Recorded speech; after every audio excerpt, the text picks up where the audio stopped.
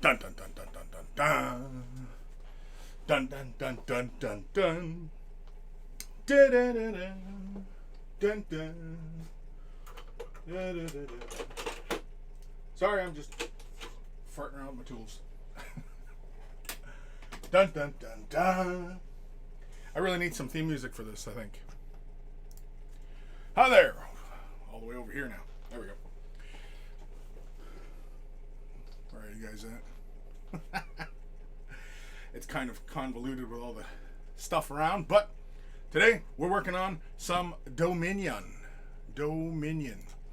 And yeah, we're going to get some stuff done today. I have not even busted into this box yet.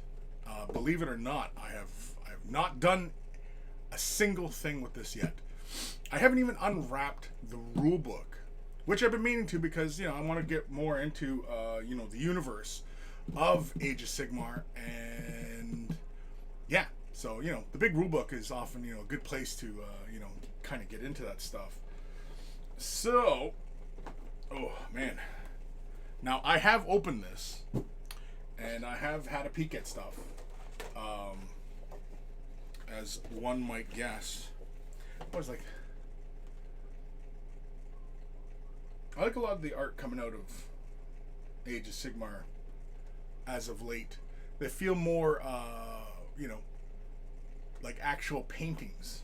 They don't feel like digital drawings, as a lot of the art does these days anyway. Alright, so I've got my clippers, I've got my blade, and I don't know, what am I working on? I think I'm going to assemble the character, the winged character. I have no idea who that is. Geez, these guys are small. These are just little fellers. Little hobble gobbles.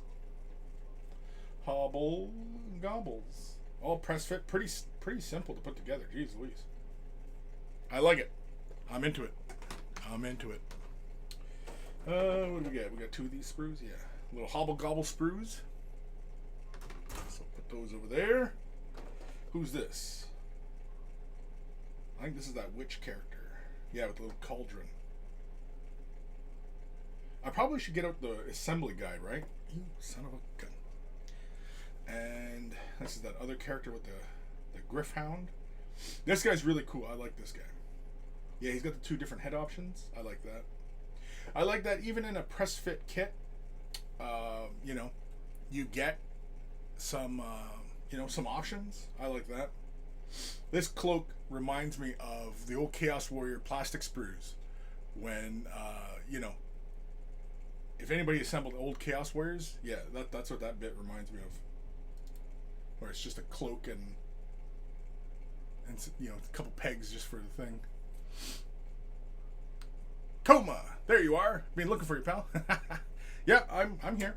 I was a little late getting started, as usual. Well, we got some Sigmar duders. Cool.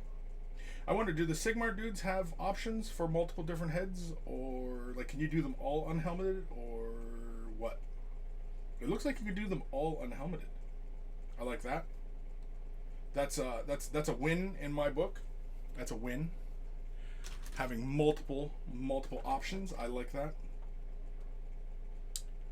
Kim, I'm doing the building of the box today. I finished all the Stormcasts and now started on the Orcs. Cool. Grim, there he is. Howdy, Grim. I'm on the Discord, Grim, if you want to join on Discord, if you're feeling like it. If not, have it playing in the background. Whatever, buddy. Yeah, I like these guys. These guys are cool. And there's a lot of stuff here. Oh, and Grim joined. There's Grim. What's happening, buddy? Nothing much. How have you been? Oi, new follower. Thank you. What the? Oh, the Rorschach? The Rorschach. Welcome. So how you been, Grim? Been alright.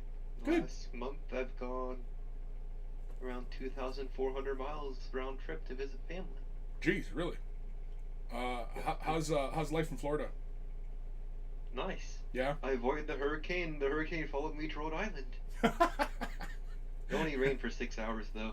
Oh yeah? Oh, okay. That's I good. think that happened last time there's a hurricane too. I avoided it and it immediately started following me. That's funny. Oh, here's that groundhog thingy, or hedgehog, the mole. Ooh. Yeah, whatever the hell this thing is. Like, it's really good detail. I like, even though they are press fit, that it's still like tons of detail. Pretty straightforward. Although I'm not super crazy that like you get parts like this where the rider is inseparable from the beast. I kind of like it when you have that separation. But these are press fit, so I mean, you know, what are you gonna do?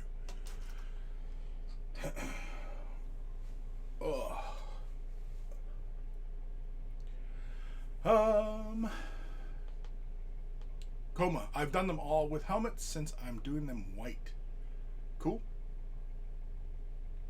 Rorschach, hello, hello. Heretic Scott, greetings, dude. What's happening? What's this kit? Some hobble gobble. Oh, this is that sorcerer. Yeah, this is another one that I'm kind of interested in doing. I have an idea for all the Age of Sigmar, like the Stormcast duders. I have ideas on how I want to do them. I'm thinking kind of like the Necrons from Indomitus, how, you know, basically I've primarily done almost all of them in the same fashion. I think I'm going to do the same thing for the Stormcast. I might just paint them all in the same way. These are the bigger orc boys.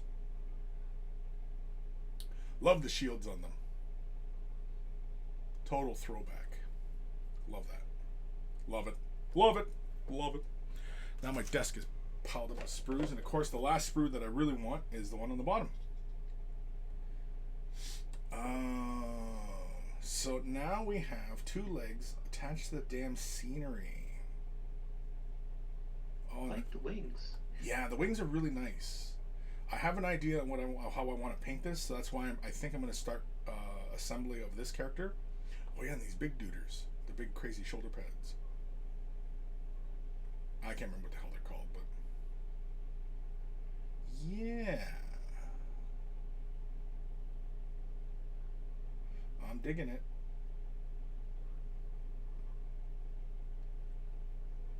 Oh man. All right. Okay, enough lollygaggling. Gaggling? Yeah, see, look at this. This stuff's still shrink wrapped. The book, my book is still shrink wrapped, I believe. If I can pick it up. Holy crap. It's a tome. Yeah, I like this artwork. I like this art piece. That's cool. It's one of the few art pieces that I'm actually thinking of picking up from Age of Sigmar. As long as they have like the full render of this, because I'm sure this is a close-up of this character. But yeah, I like this piece. All right, I'm gonna set it on the ground, as he said with a loud thud. All right, so we need to get our instructions out of here. Does it open up? Hey, it opens up. Nice. Nice. It's a resealable bag for resealing. We only need that because this is what, some sort of campaign book or something? Yeah, campaign book. I like that it came with the cards as well. That's nice. All right. So, let's jump in. Let's just jump right in. Okay, so we did a quick little part list of all the parts. Actually, switch cameras here. There we go. This damn camera is jumping around. Stop it. Yeah. Camera, I'm going to turn you off. Fix focus. Okay. You pissed me off. Fix focus now. There we go. There. You made me do it. The computer made me do it. Where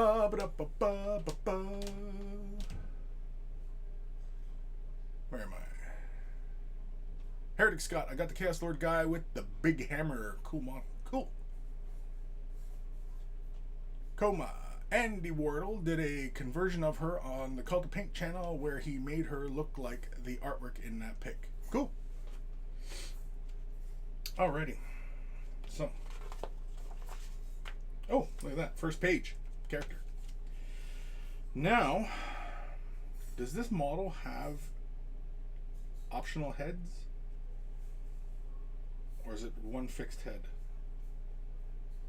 I don't know. Doesn't really matter, I guess. Question is the painassery of kind of doing it in almost sub-assembly, because I intend to use my airbrush to get a lot of the work done. But yeah, she's like attached to the base. See, I'm almost tempted to free her from the base and then just reattach her later. I guess really it all depends on where like mold lines and seams are. If there's any gaps or anything like that, I have to take care of. Either way, let's get to it. Enough gum flapping. Enough of the gum flapping. Okay. J1, J2, and J3. Well, we're on the J sprue. So J1 being that big ass piece. Yeah. 2 being that piece. Okay. And 3 being this piece, right? Okay. Can live with that. So let's free number 2 first. Get him over here. Plus, if I muck this up, you guys can have a good laugh. Ah, Chris, you mucked it up. Can't be as bad as the time actually. Was it glued the Castellan robot's arm upside down? Looked like he's trying to fire, I think, the phosphor blast or whatever, like a gangster. Oh, really? That's cool. Okay. We're not too concerned about having really close cuts here. But we are right here. Get this one right. And we'll cut away from this one. We can shave that down. Get this one. Get that one. There we go. That part's free.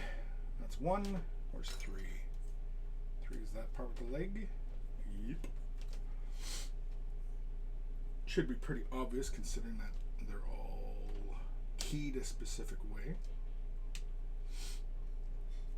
Would be nice if there was some easier way of, you know, doing this model in sub-assemblies, but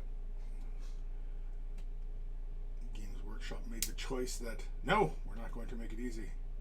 We're going to make it challenging. To challenge you. Little flying piss off. There we go. Alright. Put that over here. So now, normally whenever I'm doing assemblies, I just always, especially if I leave like quite a bit of the nub on the bit, I always come in and just kind of snip that off, snip the nub, as it were. It's like a, what is this, the groin thing? Groin plate? Either way. There we go. That's a little bit. Was it just that piece? Yeah, I think it was just this piece.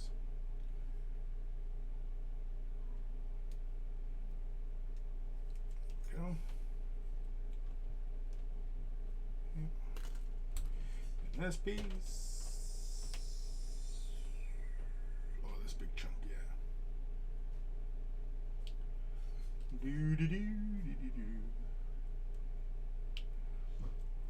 So, have you been getting any work done, Grim? I'm not working on anything at the moment. No? Just been taking her easy? Yeah, just thinking about what I want to do next. Because I have a buddy who might get into 40k, so I might give him some models I'm not using. Oh, that's cool. I'm thinking about maybe going to Age of Sigmar, because if I do, I definitely want to play the steampunk dwarves because I like their aesthetic. Yeah, the overlords are pretty cool. A lot of these kind of earlier lines of armies, like the little the little slayer dwarves and everything, they definitely need some more additions to their forces. The amount of troop choices is really kind of limited. Indeed. But I'm waiting a bit, seeing if they get any new ones, perhaps. Yeah, but I mean, like, you know, if that's your goal, I mean, and if you really like the models, I mean, dive in, regardless of whether or not they play well or if they, you know, the amount of units they have. But I mean, like, if you just enjoy the aesthetic, I mean, by all means, pick them up because, you know, they're just pretty models, right? And you know, and they're a lot of fun. And like the little ships, like they're actually like a good size that you could actually, you know, embellish the details on them and, you know, put up like little rigging and, you know what I mean, like, and have some real fun with them, actually, you know, lean real heavily into the nautical vibe of them, right? Indeed. In fact, I think we all know somebody who's really into nautical stuff that probably you know, would enjoy something like about that too. Uh-oh. Yeah, you know, because the freaking guy won't shut up about it, right? So actually, I think he's on the other coast currently. Oh, is Florida. Is he? Oh, jeez. Yeah. He's like, when you get back, you should come visit. I'm like, okay. That's like a 3 or 4 hour drive to the other coast.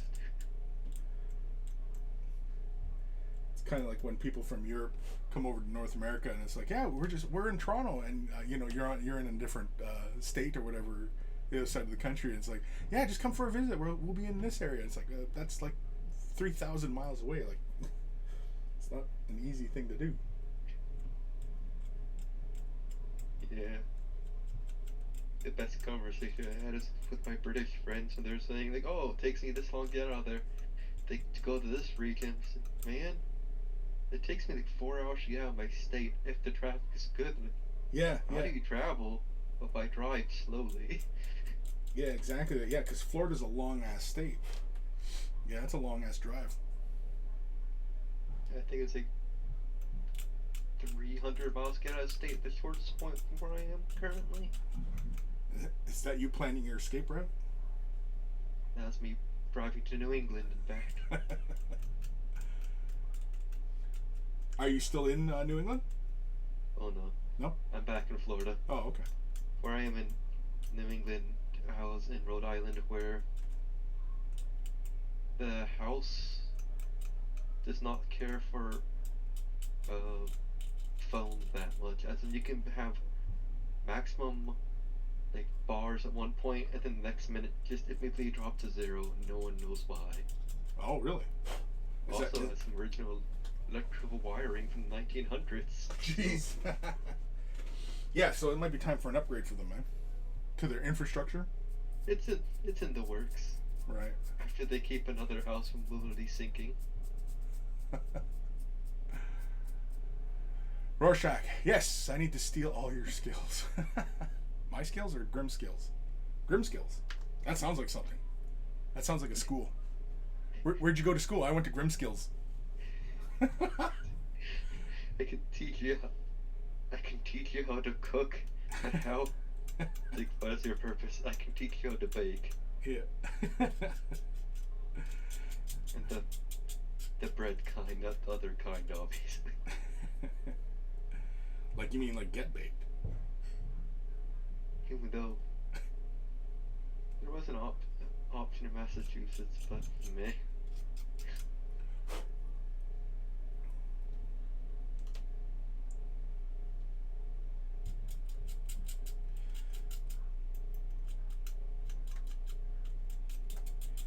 Just cleaning off the mold lines, in case anybody's wondering what the hell I'm doing.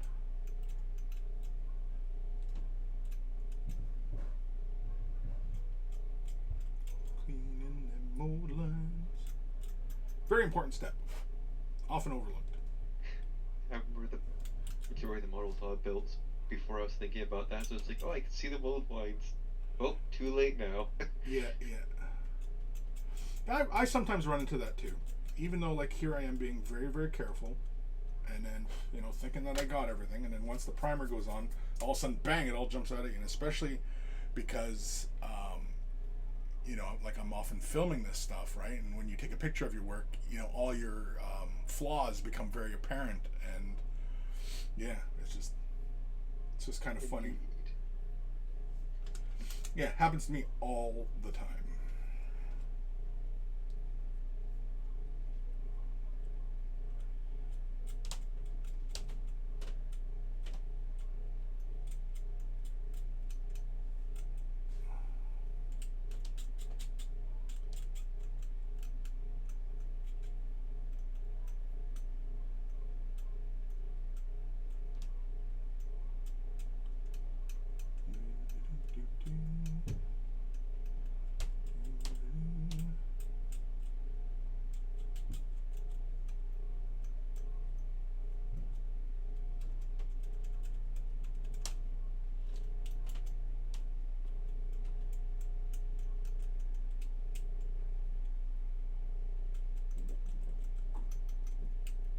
Been doing any gaming, Grim? Let's see. Not since I've come back 3 days ago, but I will be playing some Div and probably Left 4 Dead 2 at some point with some buddies. Nice. Because we're all looking forward to well, several of us were looking forward to Dark Tide coming out, and I came back to hear it's delayed. I'm like, well, we still have Left 4 Dead 2 on Vermintide then. True, yeah. I heard that it got delayed. I mean, like, oh well. Yeah, well, like a delay is okay as long as they're putting that time into making the game better, right? Because so often that when these games get released, they're often so many bugs, and everybody's all up in arms about well, you released the game too early.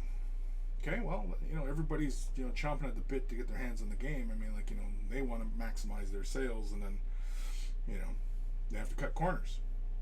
So indeed. Yeah. I think that amused me greatly that I came back to is apparently the uproar in the community, well, some of the communities about the Krieg, so the new Krieg line they're showing, they didn't actually show anyone with a shovel oil. Some people lost their minds over that. Oh, yeah. I was like, what? Oh, there are new models. Cool. Yeah, I know. It's kind of a really kind of crazy attitude. And before I say anything, like, people need to get a grips on it. I mean, like, I'm sure if GW all of a sudden just start putting out Eldar models, I'd be very critical of, you know what I mean? So I'm sure that when a new kit comes out, that I'll be, right there, complaining along every side everybody else who, was looking forward to those kind of kits, right? Yeah, apparently it became such a big deal that, as a joke, they actually made a social media post about how they're giving them a new shovel as like one of the secret release things. That guess what this is? It's literally just a entrenchment shovel. I thought that was pretty good. Yeah. Now I'm hoping that this is with the kill team.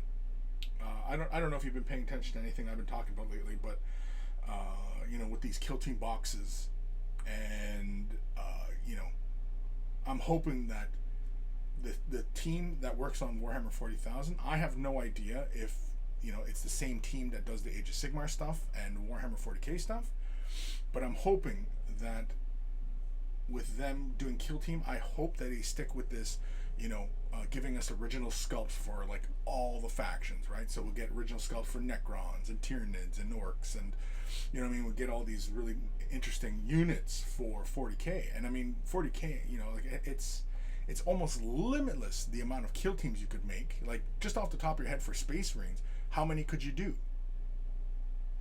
Like 10, like unique 10 gangs of Space Marines, right? Just even just like Blood Angel specific, Imperial Fist specific, Templar, you know what I mean? Like you can make them all specific to their chapters and have them embellished with all of their icons and their details, and you know what I mean? Like you can have all that, and all you got to do is create 6 guys or 5 guys, whatever, make them original, and you throw them in. And then of course all those players can immediately buy those box sets and incorporate them into their existing armies, right? Kind of a win-win, really. So I'm hoping that with Kill Team that's the route they're gonna go, and it would be really cool to see, Tyranid factions that are done up for Kill Team that have extra biomorphs and all these things on them. It'd be really cool. It's got a cool potential. Now, listening to some others talk about like how the gameplay works and everything like that. Yeah, it's got a bit of a learning curve that doesn't seem scalable to the rest of Warhammer, but what are you gonna do? Indeed. Like, just you play Mechanicus in 40k, right? I played in 8th edition. I've tried kind of keep up to date 9th edition. Understood how they... I think it's a throwback to 7th or previous editions where they're separate, but they've been among codex. I'm like, I'll literally need a list to make sure what units can do what, because some units that were Scutari are now not Scutari, and some units that weren't Scutari are now Scutari, as I recall. Getting a bit wonky, but I understand why they're doing it. Right. That would be a learning curve for sure. Well, because like I was gonna like on the idea of the Kill Team, I mean, like, making Kill Team specific for Mechanicus. There's a whole bunch of ways you can run with that, and I mean, especially with whatever Forge World the unit is representing, right? Oh yeah, didn't think of that. You know what I mean? Like there's just endless possibilities for them to just continuously sculpt new things, and yet still have them have the option that they could be included into the much bigger army. So like if you had a particular kind of Mechanicus dude, and he was what's that? I was just thinking, if I remember correctly, he's one of the Blackstone Fortress dude, like the Tech Priest Daedalus or something like that. How they made his abilities actually to the decent enough where people actually use them in the full scale game quite well. Right. Yeah. Exactly. That was the worst neat bits, but you can do that effectively. Yeah, and I mean, like, hopefully, when they're introducing these little gangs and stuff like that, that they don't, write rules for them that make them too OP, because then that just feels more like a marketing decision to, entice people to buy these newer units, But then again, maybe they will. Who knows? Then you end up with like these, characters who are like really overpowered and, kind of throw off the balance from the regular codex stuff. And I think the only named character currently for that Mechanicus that I can remember is Call. I don't think they have any other named characters currently in circulation. Oh no? Not that I know of. So it's like, well, if you're not Mars, you don't have a named character. Like, I guess that makes sense. I guess. But I imagine, like, even within the lore, I mean, having different adepts and, different guys, who have particular skill set within, within the faction. I mean, it's, not implausible that you would have all these different personalities, even amongst, a bunch of code talking,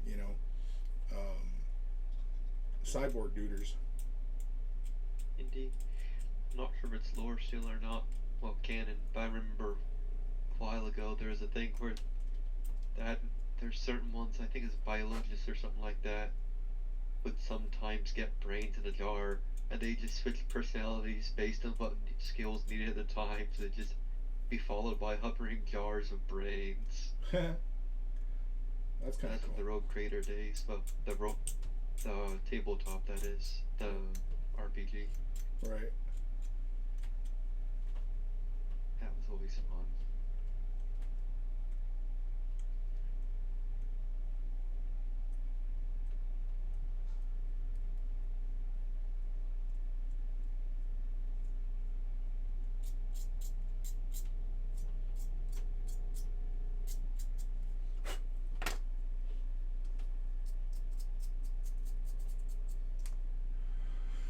Kim, I hope the Krieg is the new facelift for Astra Militarum. They removed all the Krieg stuff from Forge World, so I think it's hope.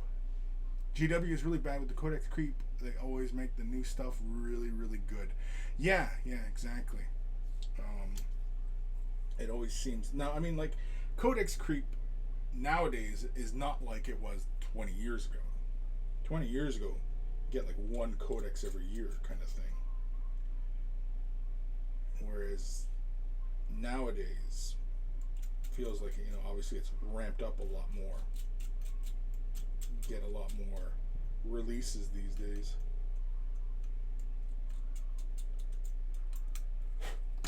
And yet, people still complain. People don't remember 20 years ago, man, we waited forever for new things. All right. Oh, I need my glue. My glue. We'll use this. So I think I'm running low on that one. I think Alex might have used up the last of my testers. So we're going to use Tamiya extra thin. Because these are press fit, I assume you really don't need to, you know, glue them really. But, oh, you know what? Usually what I do though with these press fits is I round the corners off sometimes of the pegs. Just so they come in closer. Sometimes I will even actually shorten some pegs if the model allows. Meaning sometimes some of these parts, they go through another part and they basically like 3 parts and it'll hold the parts together. And yeah, I won't shorten a peg at that point. But yeah, sometimes I shorten the pegs. Just so that when I attach the glue, that I have lots of room that when I apply pressure to it, that the glue that's melting gets pushed up to the seams, right? And then that way it makes, you know, filling gaps a lot easier. Now I'm not like knocking down a whole lot of the peg, but it's just like a, you know, percentile of a millimeter that I'm taking off. Just knocking down that end. So rounding off that corner. Just to make life a little bit easier.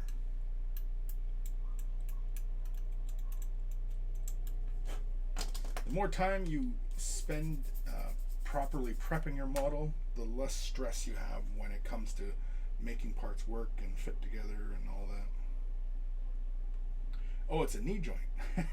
I thought it was like a cod plate or something. It's a damn knee joint. Oh no. Anyway. Okay, so let's slap that in there then. Should we take the peg down? But yeah, we're not going to take that. I didn't take that peg down. Let's make this fit right.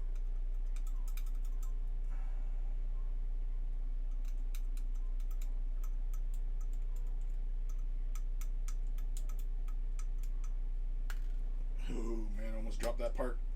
Would have spent the rest of the show frickin' crawling through my carpet. I've lost 4 parts that way. Yeah. There we go. There we go. Oh man, that's in there. I don't even need to glue that. That's in there. That's not coming out. Kim, if you don't glue the arms and the wings, you can remove those for painting. Yeah, I've seen this model fully assembled, attached to its base, and the wings left off, but everything else was left attached. And I'm probably gonna have to go that same kind of route, I'm thinking. This connects up to there, goes to there, right? Right. So I'm assuming it goes like that. Goes behind, right? Yeah, that's overlap. So, oh, did I not take these down? I didn't. God dang it.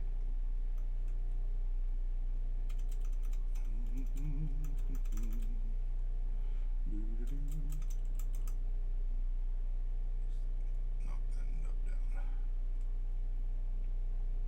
down.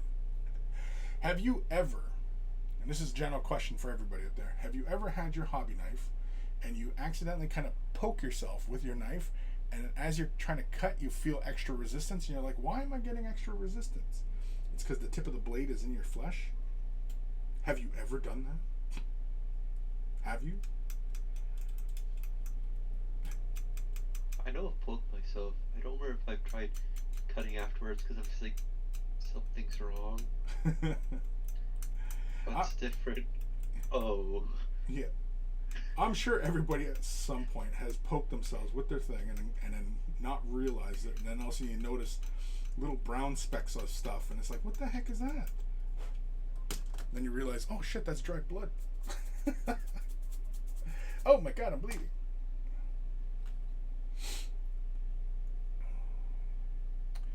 Twitchy Granos, unfortunately, yes. Yeah. What's happening, Twitchy? Okay. Why is this being a pain in the ass? Going like that. Come up. God, it's like origami. There we go. Just press fit that. Oh, you don't even need a lot of pressure for that either. And this should be good. Yep. But I am going to hit this with a little bit of glue. Just about that. Normally I would score the contact area, but with these, because there's so much tension that I don't really feel it necessary, so I'm not going to.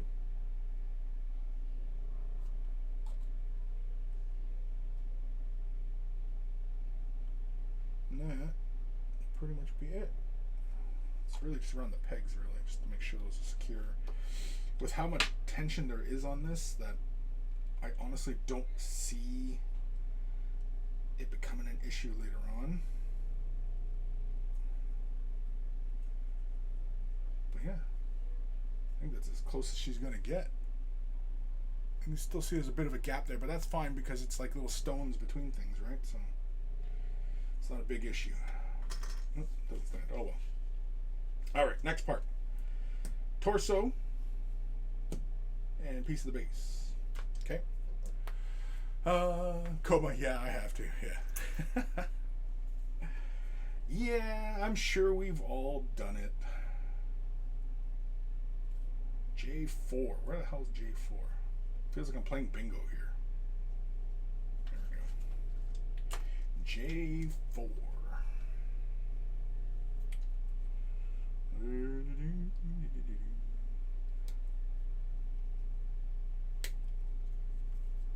Oftentimes, when cutting parts free from a sprue, I will often always cut away from the bit, and I will leave the big nubs and then clean them off.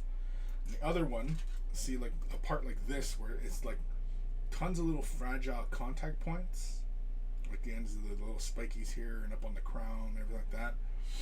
Typically, I'll clear those first, and I'll look for like the largest contact point. So like right here is probably the biggest contact. Yeah, you can see it's a great big contact point there. That'll be the last thing I cut. And for the really small parts, I'll usually cut right close to the part. Mainly the whole reason for that is because when you start cutting some points and you go for, say, the strong connection points first, the part can flex. And you can add strain to the plastic and bend the plastic. If you've ever seen, like when you move a part and it starts to turn white, that's you're putting stress on that plastic part, and you've weakened it. If you see the plastic turn white, yeah, you've weakened that plastic, and funny things can happen when the plastic has become weakened. So we start just by clearing off some of these little delicate bits.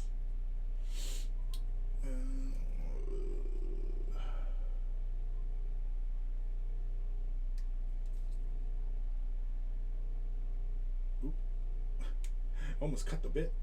Oops. Oops. The rest of the show would have been me trying to fix my boo-boo. Okay, this one I'm going to cut away from the sprue. This one Here I'll cut away from the sprue. Just like that. And we're left with that one part, right? I do believe. So, we'll cut it right at the sprue. There we go. And there we go. And that's typically how I, carefully remove really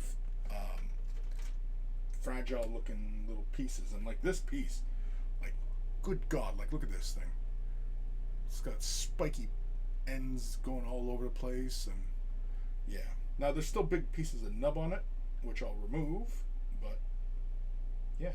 Again, this is a really cool looking bit.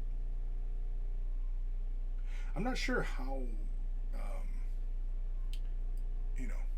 practical it is to go into battle with big spindly things coming off your armor, but because to me that just seems like the kind of thing that could get snagged in a fight, and then you end up getting your head chopped off as it happens. Halberdiers dream. Just grab the spiky bits and knock you down. Yeah, exactly, right? There we go.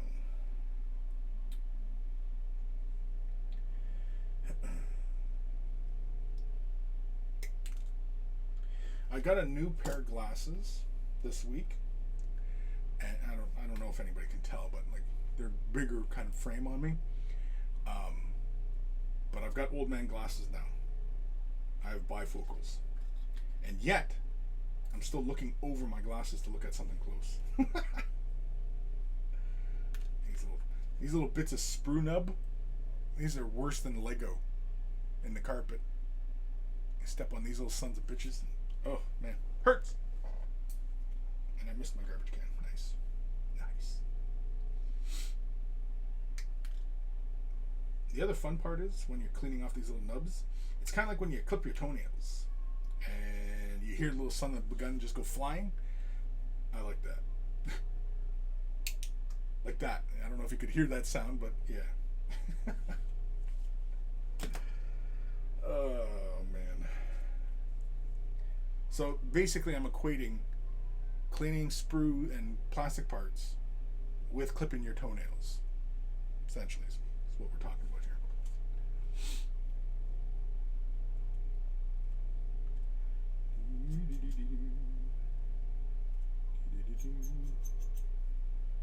Just knocking down the mold lines. Ooh, that almost sounds like we're going into a song there.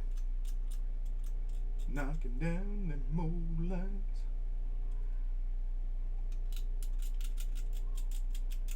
Cause otherwise my model look like crap.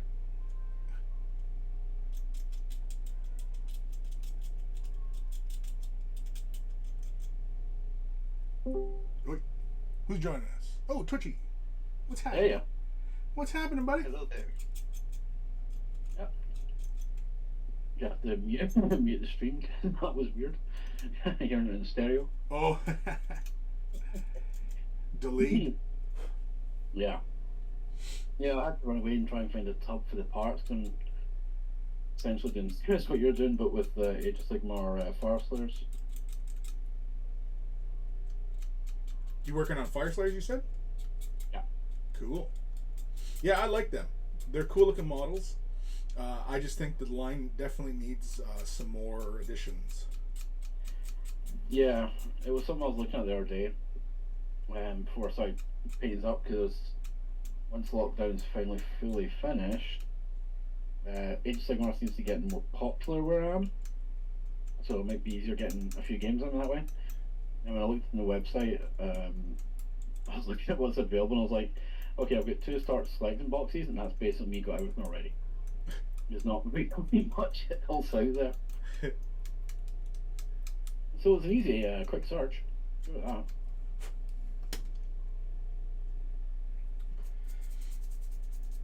Yeah, it does seem like, I mean, it's just completely anecdotal, but I mean, like, it does seem like Age of Sigmar definitely has gained a lot of steam in the last year or so. Yeah. And it, I'm sure it probably just feels that way because, so much in the last year or so for releases has been Age of Sigmar related. Because like in the last year we've had what, Lumineth, well, these new Stormcast, these new Hobblegobbles. There was something else. There was something else that was released for Age of Sigmar. Was it the new High Elves or whatever? Yeah, that's the Lumineth. Oh, Lumina. Yeah, the big space cow duders. Oh, no, not the Giants. Oh, the Giants. Yeah, the Giants. That's another one. But yeah, anyway, you know what I mean? Like, there's been a lot of really interesting Age of Sigmar stuff come out, and 40K, you know, 2 years has been just the Indomitus stuff, you know, Necrons, and more Space Marines. Which I think we all know my opinion on that. And the Hadman got our Marshal. Or...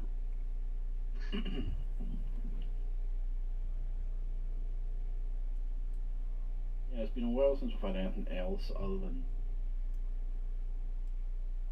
Space Marines for 40k, or fully done anyway. Yeah. A long time. I know. And You didn't. Go ahead, sorry.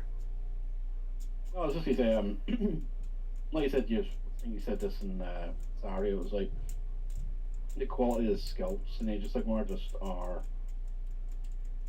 just more fun. They look just more interesting than what you get for 40k. Yeah, 100%. For the most part.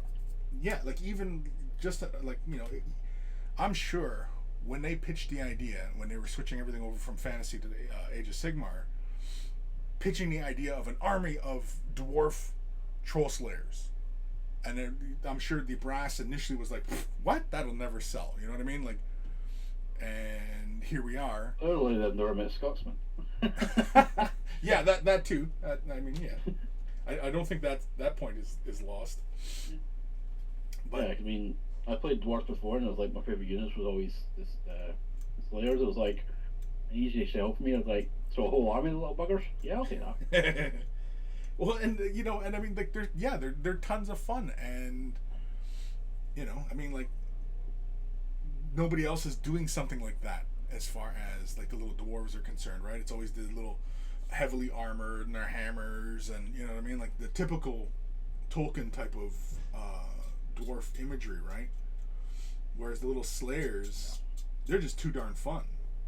You know, you get even like the character there with the thief and the slayer dwarf, Gotrex and Felix. Yeah. You know, I mean, like, there's a whole bunch of stories about those two guys, and you know. But did they make the Age of Sigmar crossover? Don't think so. No, I still have them. Well, in I've blister. not seen them. I've got the original books, but I've not seen any new Gothic and Felix. Right. That's probably something we'll see, or something like it, with a dwarf and a rogue or something like that together. Yeah. Just because, you know, it's probably in that category of if they don't use it, they lose it kind of thing. And you know, those two characters I know are very popular. I think I've only read one of the book. I think it was Wolf King. I think I read that one. It was fun, but fantasy is not really my bag, so. But Age of Sigmar I can get into because it's not fantasy. It's Not classic, no. yeah, it's not the classic. It's its own thing. Yeah, it's a mishmash of things, right? And I like that. Because basically, you know, you can go anywhere with this craziness, right? It's not limited like the Warhammer Fantasy world was, where it's a world, it's limited to a world. Whereas Age of Sigmar, it's realms, it's dimensions in space, it's, you know, whatever you want to imagine it, and it, you know, it could be all over the place, it could be anywhere and any time, right? Just as long as you don't suddenly start bringing bolters in. Bringing what?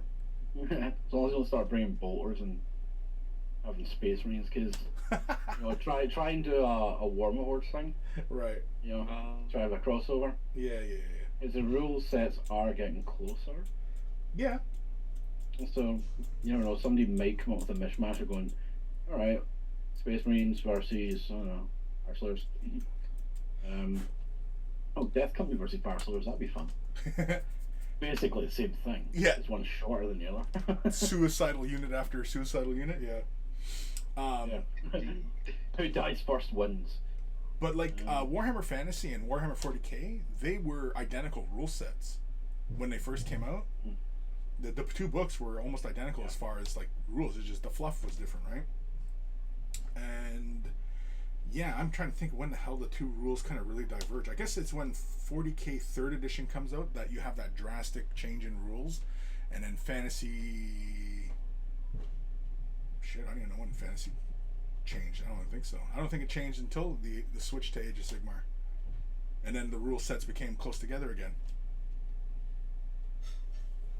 Well, it makes sense to do it, to have them close together, because it makes it easier to write them, I suppose. You know, keep them up to one set of rules rather than two. Yeah. But I suppose it depends if it fits the theme. Yeah.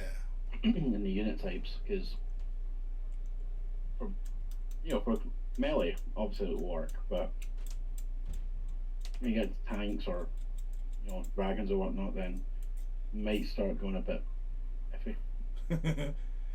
Start to go sideways. Yeah, just a little bit. Well, I suppose the dragons will probably just follow the rules for like greater demons or something.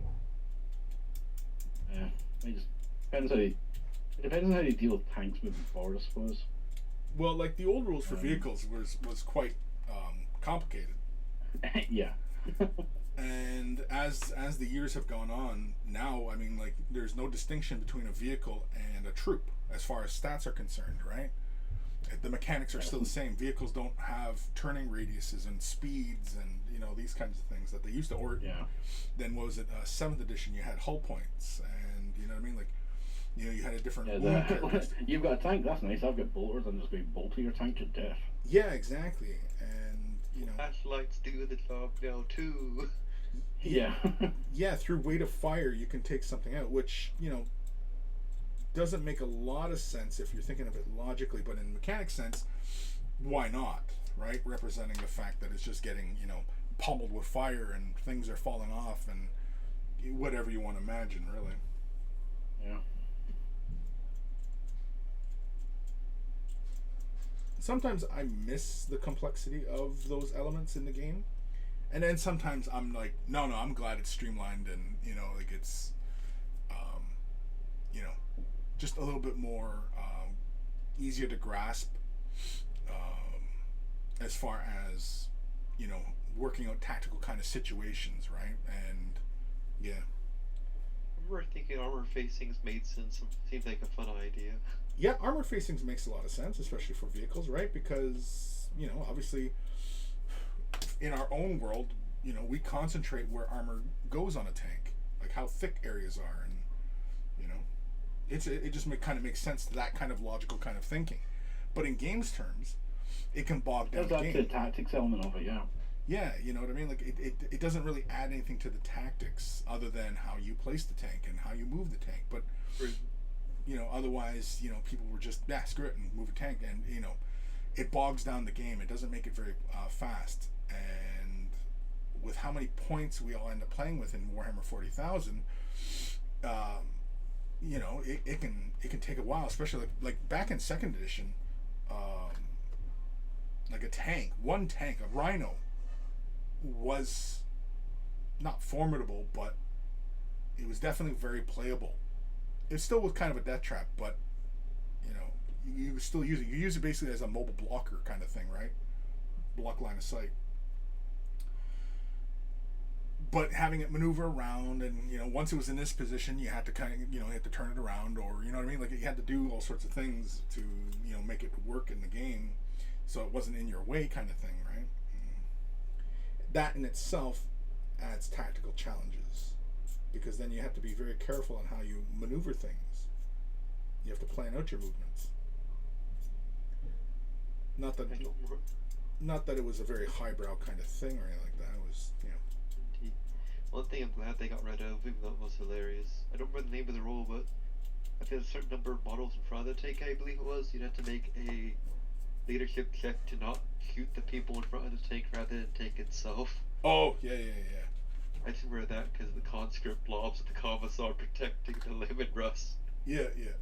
Yeah, in the old rules, it didn't really make that kind of distinction to shoot past things like that.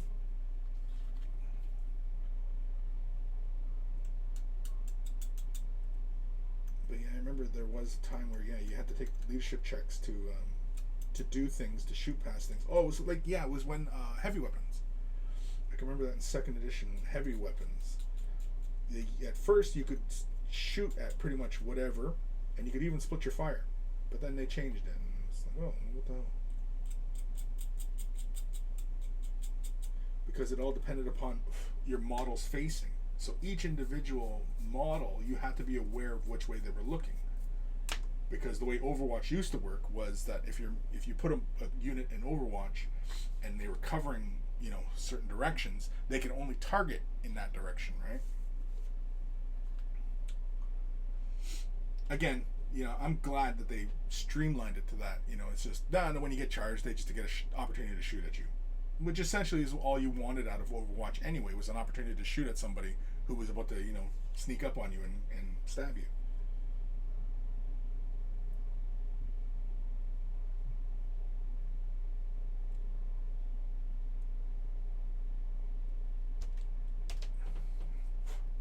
Dragon Knight. My friends still piss at Games Workshop when they didn't put out Squats Codex for 2nd edition because he had a whole army of squats. Wow. Yeah, I mean, I'm kind of in the same boat right now because I'm an avid Eldar collector, Craftworld Eldar, and with the lack of updates and the lack of love and all these things, it does feel like they either are going to do a drastic overhaul of them, or they get squatted and get thrown away. Now, for the longest time, Eldar have been a big part of Warhammer 40,000, so just simply scrapping them doesn't seem terribly likely, but it is still there. The possibility is still there.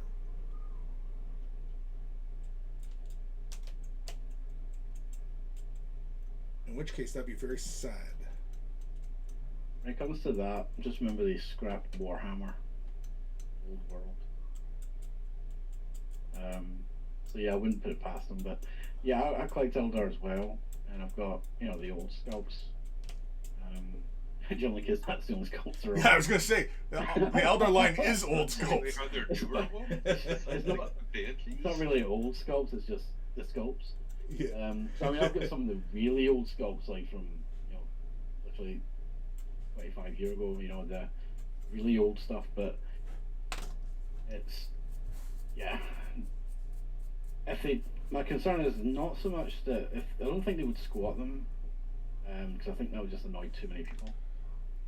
But if they do a complete overhaul of what they look like, would they keep them with the current? Would it be consistent with the Eldar style, or would they go in a completely new direction and completely negate your army, essentially? Right. That's the concern. I mean, would they do a Primaris on them? Yeah. Would they Primaris? It's probably a closer concern. It's not so much squatting them; it's more Primaris on them. Yeah, and that would be annoying. And I would be one of those people hooting and hollering and screaming and crying and lots of belly aching and gnashing of teeth if they did that.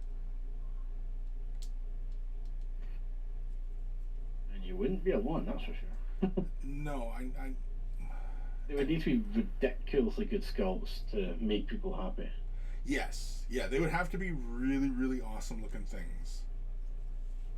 Yeah, maybe the Age of Sigmar guys will do it. Now, honestly, I mean, if they gave us very interesting sculpts that were, in a similar vein as Age of Sigmar stuff, then I'd be on board. If they did that kind of work for Eldar. And Eldar is a really great army for, doing something like that, because they're elves, and they can have crazy crap and floating and ribbons and you know what I mean, and wisps and taking leaps and you know what I mean. Like they're very active in that kind of sense of designing something very dynamic looking, right? Whereas Space Marines, it's always very, very static, right? They're always very static, and they're not. You don't imagine leaping Space Marines,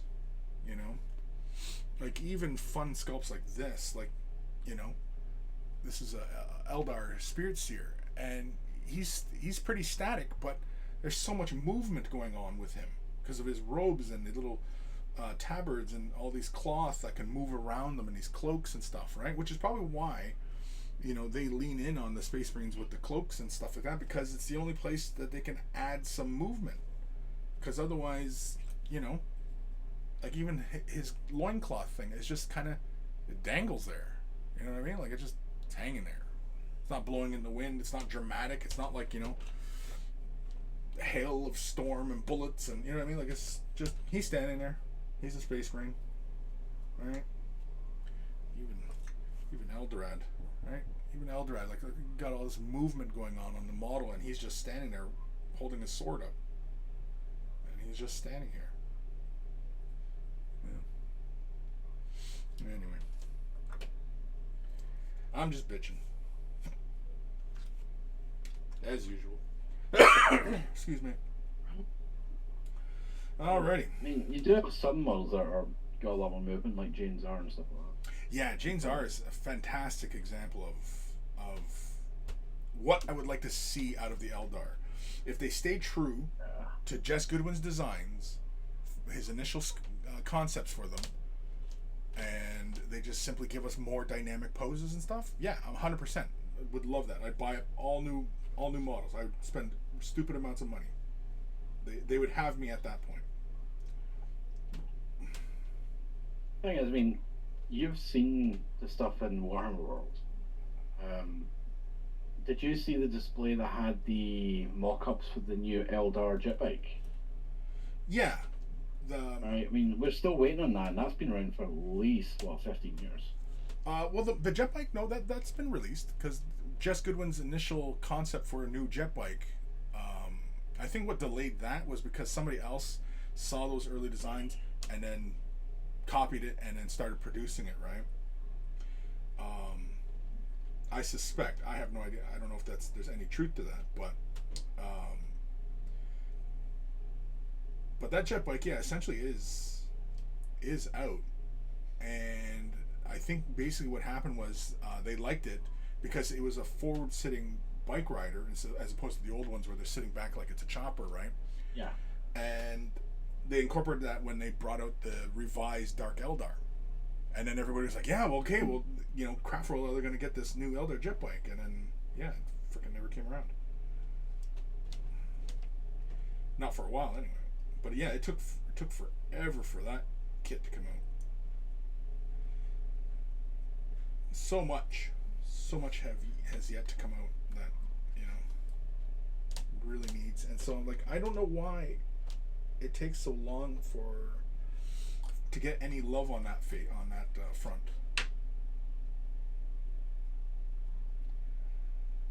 Because we're not Space Marines. So not Space Marines. Yeah. And I do collect them as well. Death Company, well, Blood Angels, primarily Death Company. But even them, it's like, well, I still see Eldar with them. Yeah. Which gives me hope that Eldar are not going to get shelved. Is also the David Estevez. I'm not streaming on YouTube, am I? That's a YouTube subscription. Am I on YouTube right now? I shouldn't be. Yeah. Got me questioned. Am I on YouTube right now? No. No? Okay. Well, I can see anyway. Must have just been. Yeah. It must be the bot just watching the channel anyway. But yeah. Indeed. The monkey bot. All right. If you let me see when that happened. What's that? I'll just see if the mod view lets me see when you people sub here as well. Yeah, no, because it's got the YouTube symbol beside it, and Yeah. yeah. But yeah, because the streaming software I use, which has the Demon Monkey Bot attached to it, and yeah, it must just automatically watch the YouTube. Somebody's just randomly subbed when one of the other videos. Cool.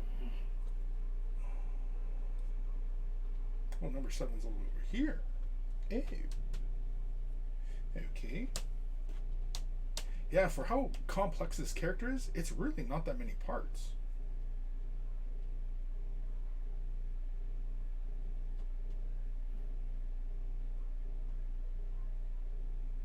It's 12 parts. Alright. Head and arm and J9. Where the hell's J9? It's a sword bit. J9, there it is.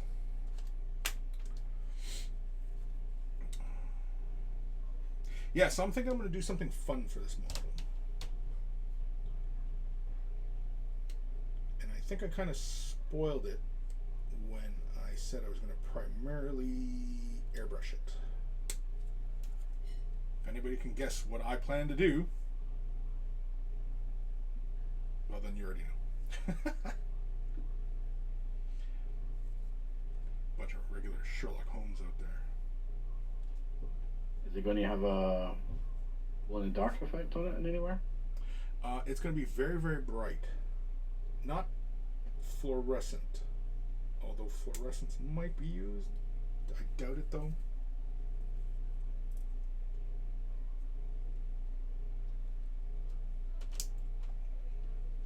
Something I've wanted to do, and I actually want to do it on more of the Stormcast, which is why I was talking about like doing the Necrons from the Indomitus, all kind of pretty much the same way.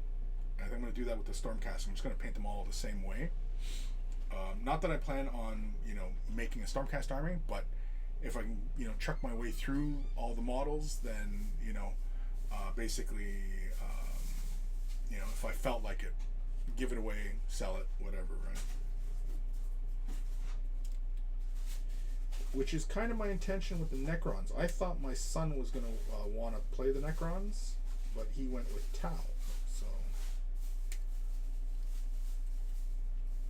I don't really have to hang on to my Necrons at all, even though I'm sitting on a whack ton of them.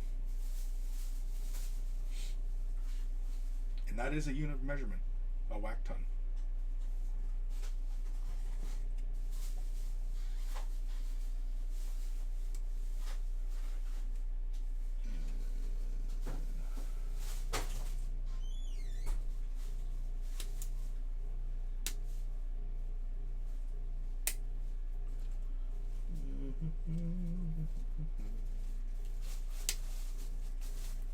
What's up?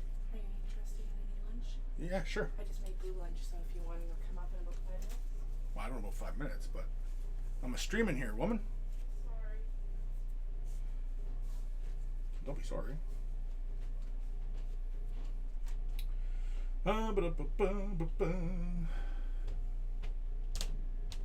Clearing off the nubs.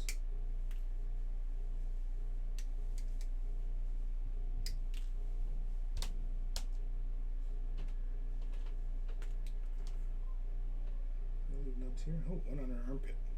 A nub in the pit. Can we get that? Are either of you guys familiar with the brand God Hand?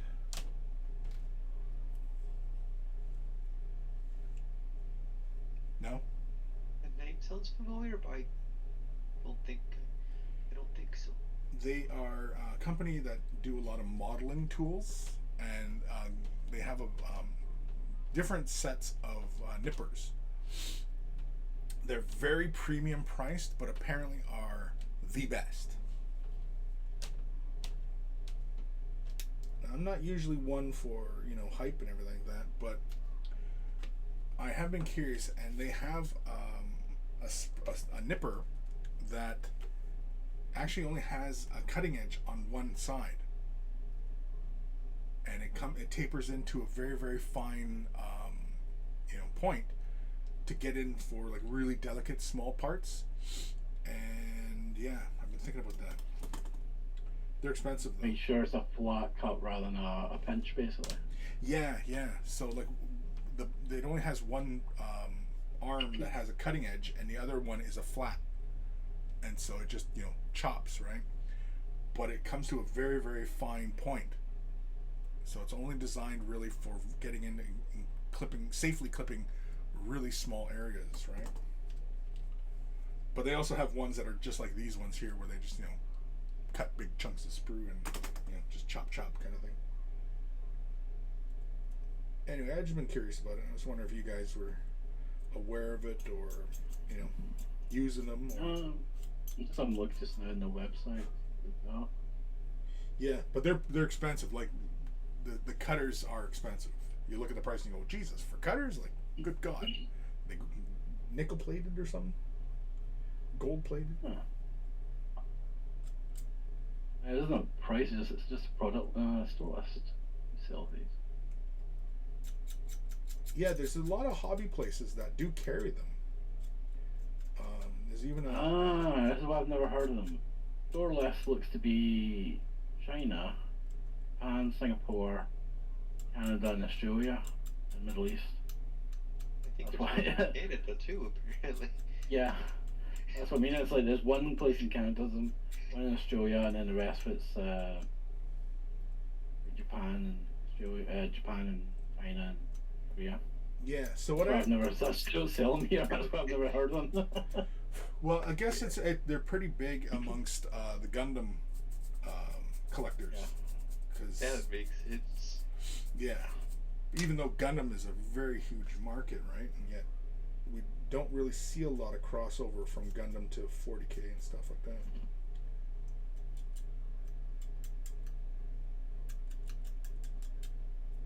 I mean, it's there, but you don't see it a lot. It's not common. It's more common to see scale modelers entering this realm than it is Gundam modelers. It seems, anyway.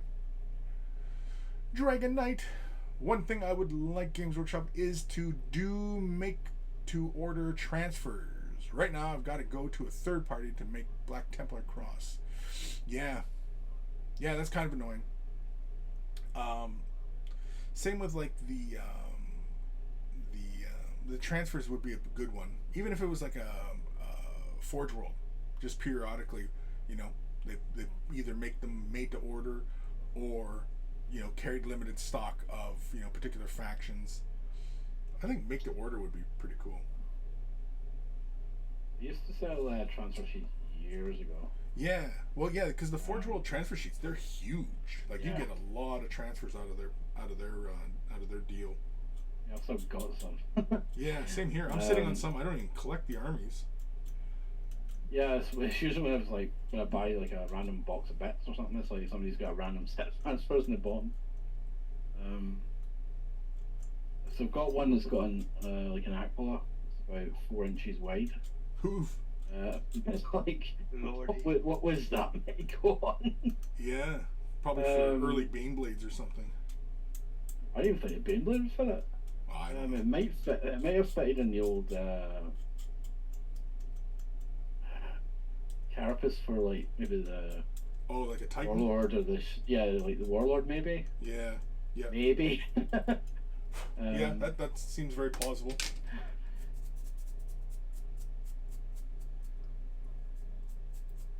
Well, since I've seen an armor cast Titan now. For a In the while, flesh, that is. for a while, it seemed like I was seeing that these armor cast Titans around quite a bit on eBay. They'd show up and stuff like that. And lately, it doesn't seem like there's any floating around. For whatever reason, they seem to be rarer. I'm wondering if it's Apocalypse may have gotten more interest in them. yeah, possibly. I was thinking maybe because more people are going for the recasts of the actual Forge World stuff. Yeah.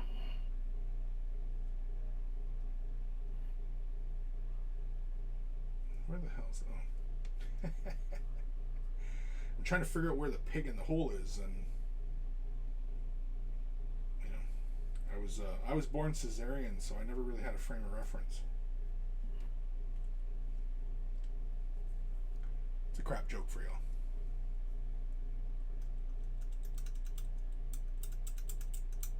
For anybody who likes crap jokes.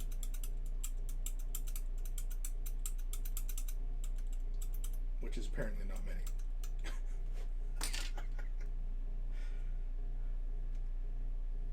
Yeah, that we're all writing it down to put in the Christmas card. Yeah. I was too busy not laughing because I was writing it down. There we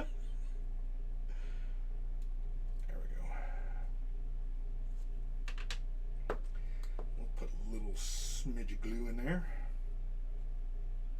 Just a smidge.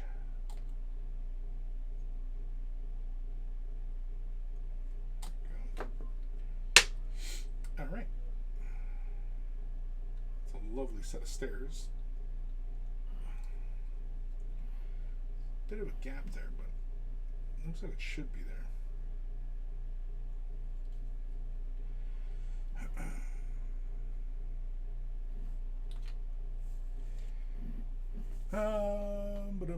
Coma. Followed Hobbies, they do custom. Yeah. I think probably they would probably be the only ones I can think of that right off the top of my head is Followed Hobbies. It's a bit pricey, but I'm sure you get exactly what you're looking for because I think you can arrange the sheet any which way you like, and yeah. I've used a few of their things. Yeah, it's probably worth it if you're like at the start of the army and you go, I'm going to need like, 150 transfers. Yeah, I'm sure Followed Hobbies, they probably already have a template for what is that cross called? Is it a Maltese cross or is it a different name for it? I always associate it with the Maltese, but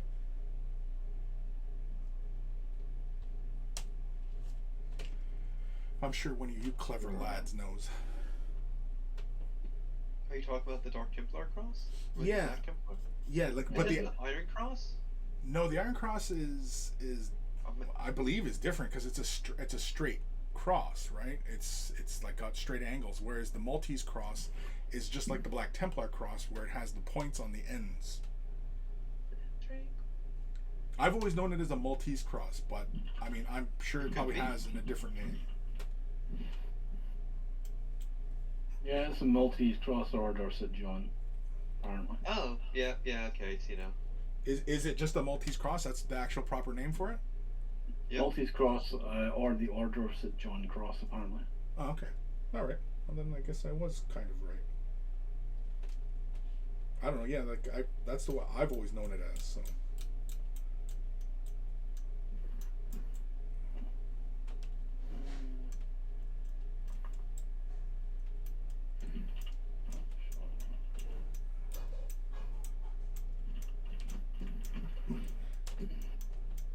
Twitchy's hammering away on that keyboard.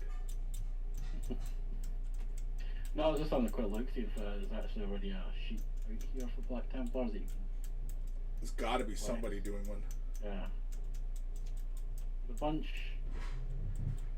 There's a few pictures, but it's not like the image is a picture of the things that are already painted. And I think Followed Hobbies has a stencil as well. They do a stencil, and I think it has the Templar symbols on it. Or the Maltese cross, I should say. Probably just so they don't get their asses sued. Yeah, as long as I don't use the name, they'll be fine for that one because it's a religious icon. Yeah. Which is kind of funny because, like, you've seen that last preview, they were teasing something about, obviously, the Crusade and the Black Templars from GW. And with this whole wave of, them wanting to control IP, you would think that they would abandon things like that. Because, like, the Maltese icon, I'm sure it's probably very difficult for them to copyright it. Because it's existed for so long, right? Yeah, they wouldn't be able to copyright a religious icon, but it also means they don't have to actively defend it either. And if they were to suddenly change it, again, you're going to just annoy the people who already have it on thousands of minis. Right. It's probably a way. It's probably simpler just to leave it and just copyright everything else around it and just Space Marines and all that stuff. And then somebody brings out and just says like Templar next to it, just for that.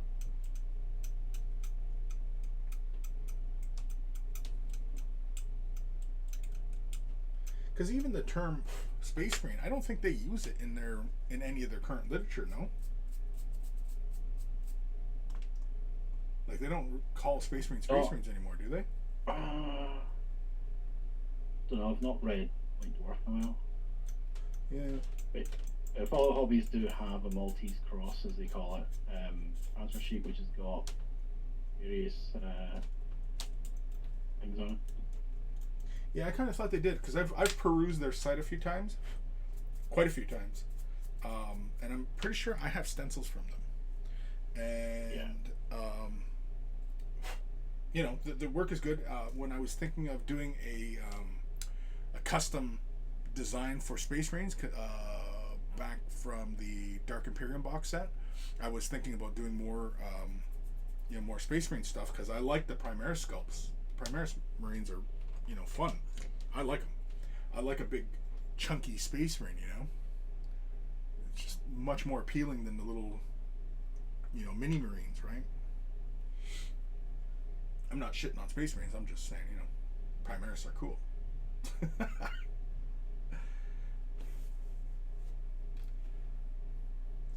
I agree with you. They are part of the bigger skulls. Yeah. I like them. Bigger skulls, more detail. Yeah, bigger sculpts, more detail. I mean, even for Eldar, like Eldrad here, this guy just beats the pants off the original sculpt. Plus, two, he has a little bit more dimension to him, as opposed to the previous one. But yeah, Space Marines, I'm not the biggest Space Marine fan, but I appreciate a much larger size of Space Marines now, especially when compared to human scale stuff, right? Do I have a guardsman? No, a little towel. Grab one of my boys. Fire warriors, you know what I mean? And like this guy, in the literature he's described being just gigantic, and so on the tabletop in these models like this, this guy's like a good foot and almost 2 feet taller than this guy, and he's gonna impale him on his big sword, right? But I like that. I like the bigger Space Marines when you compare to like the previous Space Marine. Do I have an old Space Marine around? No, of course not. I thought I had a guardsman around. Oh well. But anyway, yeah. I like the bigger scales. Especially for Space Marines. Bigger Space Marines is better. Bigger is better.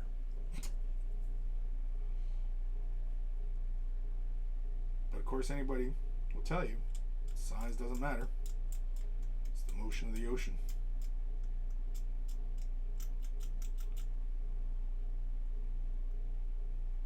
Hopefully none of my little nephews are watching Well, they even get the reference though. Yeah, I know. I keep catching hell too. What does this mean? Yeah, it's like, well, Uncle was talking about this, and I'm like, oh, don't repeat what Uncle's talking about. Get me in trouble with my sisters and my sister-in-laws.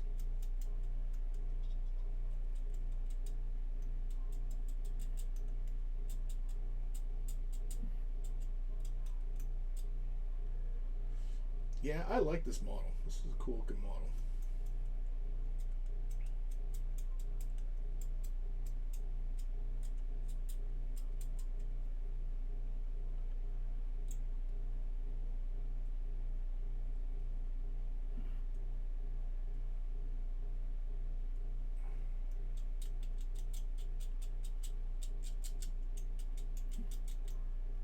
What you working on, Twitchy? Slayers. Oh, you're still okay. Yeah, I've got 2 boxes of them, so I'm just essentially I've got like every sculptor is in. But yeah, I just going through and trimming them all off. Because it's far too hot to paint, because if you put paint on palette, it'll just dry up. Yeah.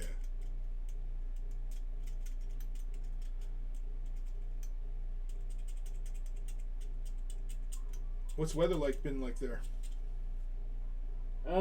We've apparently down a bit further south, but it's the first time we've ever had to put actually a hot weather warning out to people. Really? Wow. Yeah, it's like first time ever. Wow. Down in Wales and southwest England and whatnot. We're slightly further north, so it's about maybe 5 degrees difference. It's still right ridiculously hot. For you guys. 33 degrees and 59% humidity for me. It's gonna be like that most of the week. Oof. Yep. I'd say you can keep it, but I think we're experiencing the same shit here. Oh, Yeah. I'm sorry. Like, starting tomorrow, it jumps up to 70% humidity. Blech. Oh boy. Blech. Welcome to Florida. Blech. Yeah, well, I mean, Florida's a big frickin' swamp, so. It's like, you literally walked in a driveway and start sweating. If you're not, you're probably dead. Or Yeah. need water desperately. Ugh. Blech. Blech. Icky poo. At least during winter, I get the last laugh.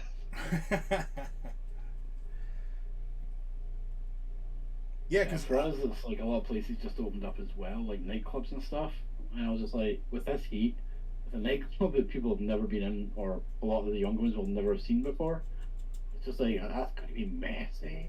yeah. Oh no. Damn. I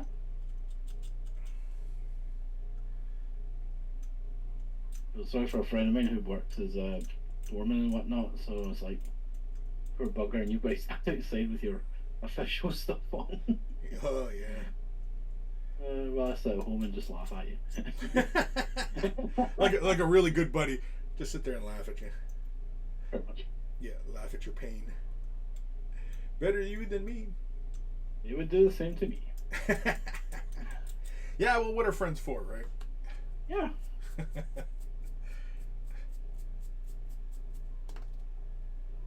They're there to remind you that you're in a really bad spot. It's funny for other people. Yeah. You know, friends are the worst. And the best. And the best. The best of the worst. Pretty much.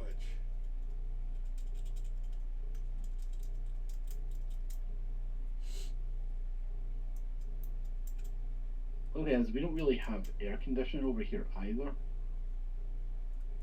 Yeah. So it's gonna be even worse. Because yeah, I got admit when he told me that there's a chance he was gonna be working and there was like a heat thing. My first response wasn't to laugh. It was to send him a picture of my little mini air conditioning thing. Yeah, not the best of me. He did ask what it was, and I was like, you can't use it because you'll be outside. Yeah, central air is a big thing on this side. It's definitely a big thing in Florida. Yeah, well, yeah, I bet. And I remember in New England, it's not such a big thing, so it's like, oh man, it's finally a warm day. It's 87 degrees and 90% humidity. What do? You Nope. pray there's shade and wind. Thumbs up there's not. Well, time to go to the beach. Yeah. Fun times.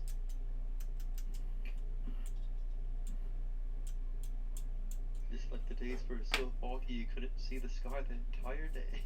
Oof.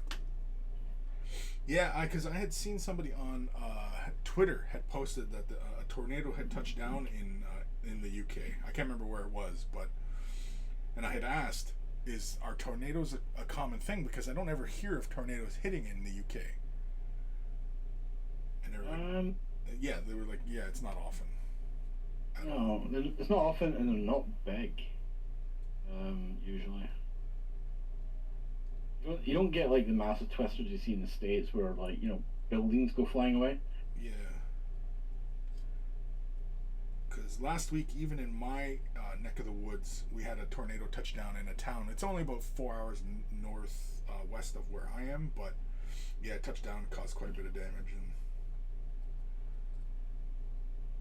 I was kind of surprised that it did hit that area because, as far as I understood, that area was actually quite hilly. Like there's a lot of hills and stuff, and typically that breaks up tornadoes. It's typically tornadoes form over large flat areas. They have an easier time, I should say. I'm just thinking of my time in Mississippi. It's like, as a tornado hits, do you fear the tornado? Not necessarily. What do you fear? You fear the tornado breaking the levees. Everything's like 5 feet underwater with Right. several square miles. Like, well then. Yeah. Yeah, because that's why, like, that's why in North America you have that whole area that they call Tornado Alley, right? Because it's a large region of flat territory, and tornadoes form really easily in that on large flat areas. Where I am, they can form, but I don't think they have enough time to become really strong because it is quite uneven territory where I am. But if you head just 2 hours west of me, it's a large flat area. It's a lot of plains. Basically, around the area where Eldari lives in Ontario,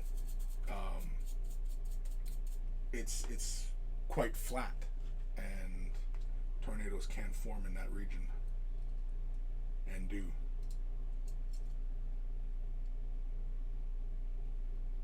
But I've never heard of a tornado hitting Windsor, though. Okay, why isn't this going in? Why am I having difficulty with this? Get in there. Go. Okay, I'm doing something wrong here. What am I doing wrong? No, that should be touching back like that.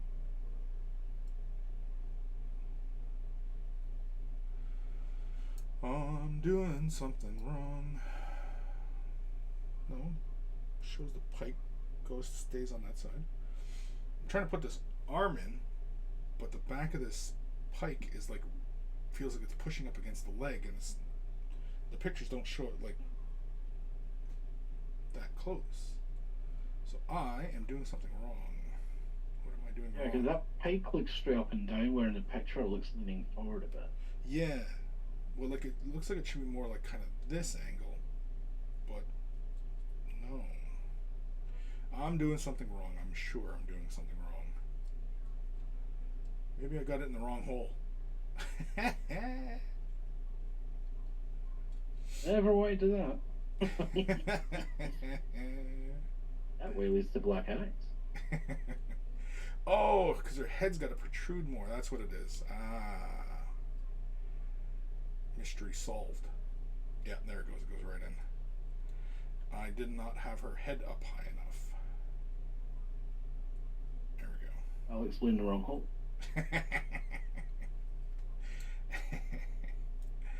I knew we could turn it into some sort of joke. That's why she was in the wrong position, and that's why I went in the wrong hole.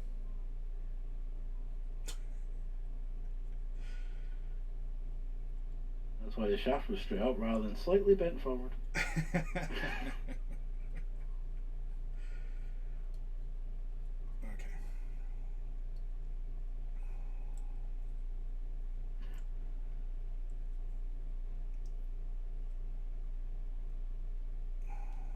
Now that probably does not need glue.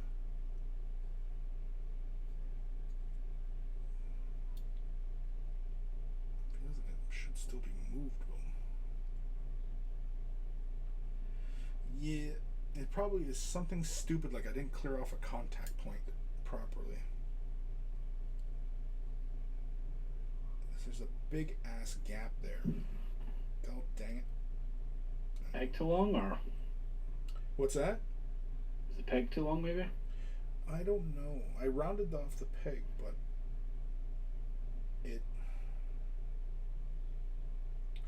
I'll try rounding it some more. I don't know. Because it's not sitting easily into place, and it's leaving like a gap, which is telling me that I didn't clean something off because the parts are not lining up properly.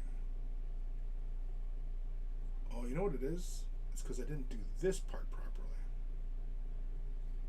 This belly torso part, I see a large gap occurring in there. I think that's what it is. I didn't do the previous step properly. Because this belly it looks like it should be protruding more, I think. What we need is a tool that we can safely grab parts and squeeze them together without, damaging details. That would be nice.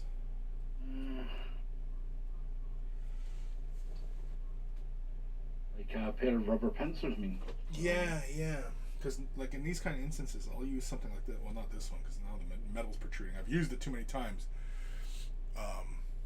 But yeah, something with a soft rubber that you can push two parts together without damaging. It's kind of like what we used to do in, like,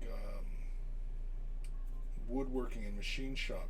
Basically, you use, like, a piece of copper in a vise to hold on a piece of metal so that, it's something soft enough to have a little bit of give, but won't damage your parts.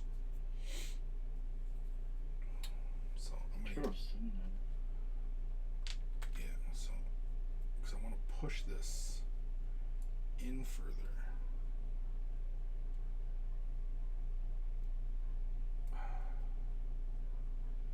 See, that tells me that it's as far as it's gonna go.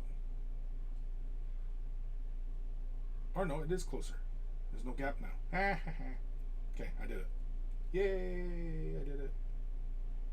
Yay, me. Actually, let's go this one here. Yeah, because that's the worst when you're assembling and you apply too much pressure and you end up dropping parts, but bending parts, and you end up crushing detail and stuff, and that's just annoying. Basically will make you hate life and wonder, like, what am I even doing getting stressed out about this shit for? Alright, let's see if she fits in there properly now.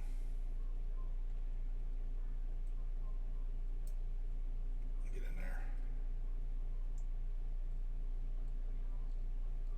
I'm glad I didn't put any glue in this yet.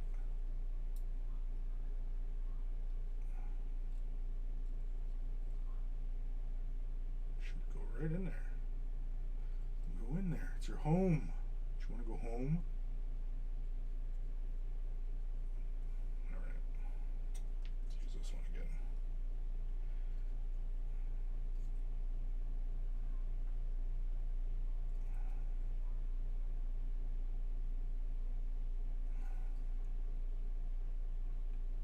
See, there's a freaking gap right there. What the? Unless that's supposed to be there. I kind of refuse to believe that gap is supposed to be there. Of course, there's no bloody picture showing that spot. No, because it looks like her head tilts back more. No. There's stuff for not damaging parts. See if you look at jewelry pliers. You have different types of ends with like nylon and whatnot for making parts, which probably do you. Yeah. Basically, you're telling me that I should go head over to Micromark and find some new tools. Or Amazon, that's what I'm doing. Oh yeah, the Micromark is my favorite. Yeah, Micromark. Yeah, that's one of my favorite places to go and just browse. Yeah. See. Oh man. Here, I'm gonna switch cameras or change the focus on the camera, just so I can show you guys what the hell I'm losing my shit over here. Let's go here. Focus. Let's change the focus a bit. So, yeah, there's a gap. Sorry, see if I can see what I'm doing here. Yeah, see, there's a gap right in her armpit, and I've pushed this part, in pretty darn Jeez. far. But there's a big gap right there. But there's also a gap in her torso right here. And I thought I pushed this part in enough. And There's a comment saying it will be covered up later on in the build. it'll get covered later in the build. That's what someone commented. Oh, Kim, yeah. Is it covered? Oh, because that back cloak part comes in. All right, Kim, if you say so. Better get covered. You better not be steering me wrong, buddy. Because this is driving me bananas right now. Okay, Kim. I'm holding you responsible, Kim. But yeah. So yeah, because I can see where that back plate connects back up, but still, I mean that doesn't fill in that space. Because that's the space I'm talking about right there. But also even in the torso here, like there's nothing that comes in after that. And the pictures don't really show that it's like that. So I think I'm still need to fit that part through for more. But I've already pushed it pretty far. And it's not disturbing anything back here.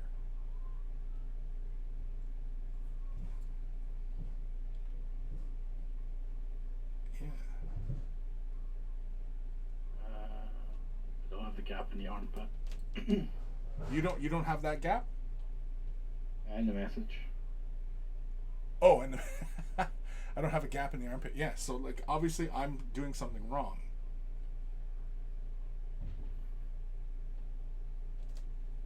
And the torso, like that feels like that should come in more. Like the ab muscles, the plate on the abs should come forward more because that's a pretty big gap there.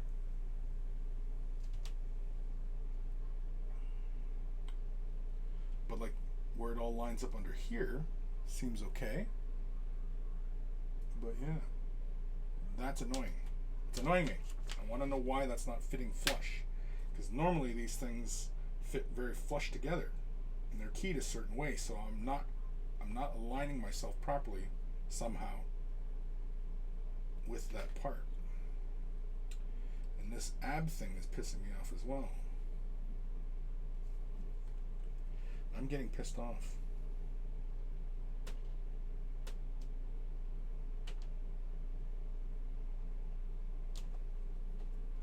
Because that shows that should line up. What's that? Is that peg? No.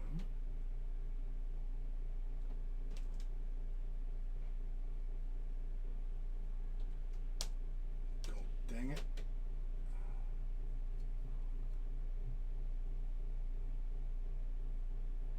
Alright, let's try it again.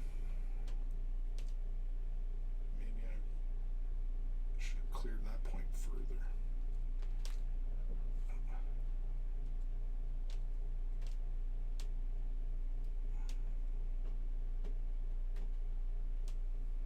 No, because that feels like it's going as far as it can.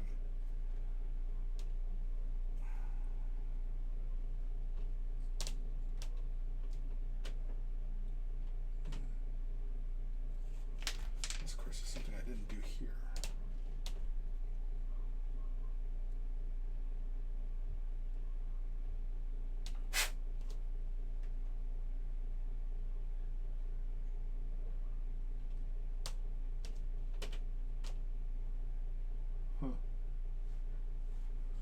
I am perplexed.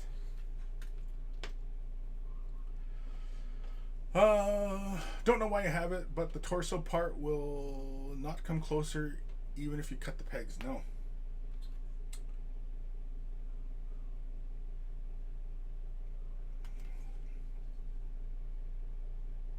Yeah, I don't really want to cut the pegs because it's such a shallow part that I don't. If I cut too much, then I'll have to just kind of, super glue the bit into place, and I don't want to do that either. I don't like using super glue in styrene plastic kits because it just doesn't give you a good bond.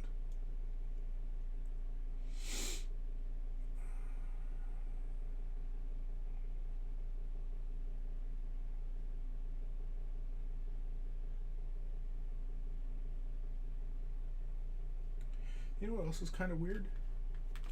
The drawing shows that there's a peg that comes out down by the hip.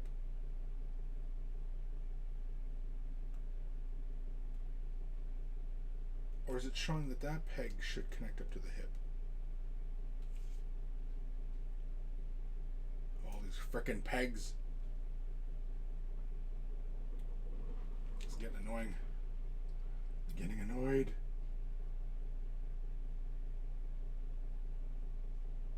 Yeah, like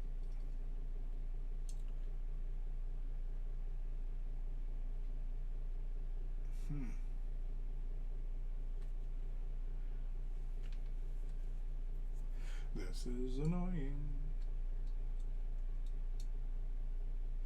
And it's probably something stupid, like I don't have this aligned the right way. It's probably what it is.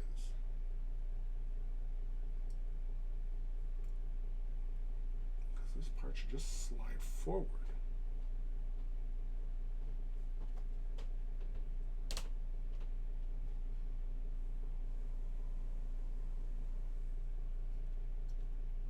Because there shouldn't be a gap up on her collar.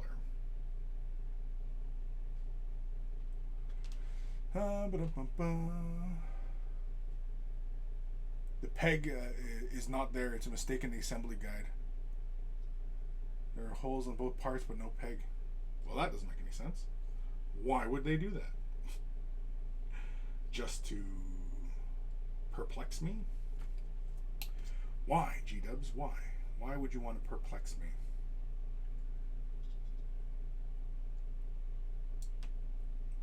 Oh, I'm going to end up breaking something. I know it.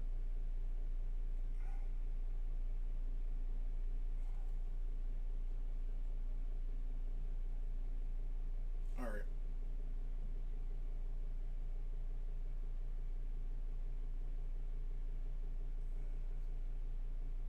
Yeah, I think I'm just going to have to move on to the next step because I think that's as far as that part will go. It still has that slight gap though. And same within the abdomen.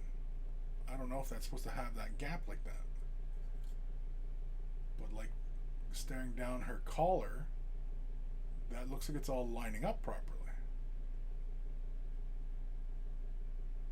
So I don't know. I guess once I attach to the back, I guess I'll know better. And so for that, I'm not gonna glue it. But yeah, see like how the staff, look how the bottom of the staff is bending against the leg. That's not supposed to be like that, is it? No. In fact, Yeah, it looks like the arm's too far back. yeah. Is that what it is? Because look at how pulling the spear too far back so the bottom of it's banging against the leg rather than forward, because then the back of the spear would be further out. Yeah, because the guide shows that the end of the staff should be more up, visible from the knee. So it should be more like that.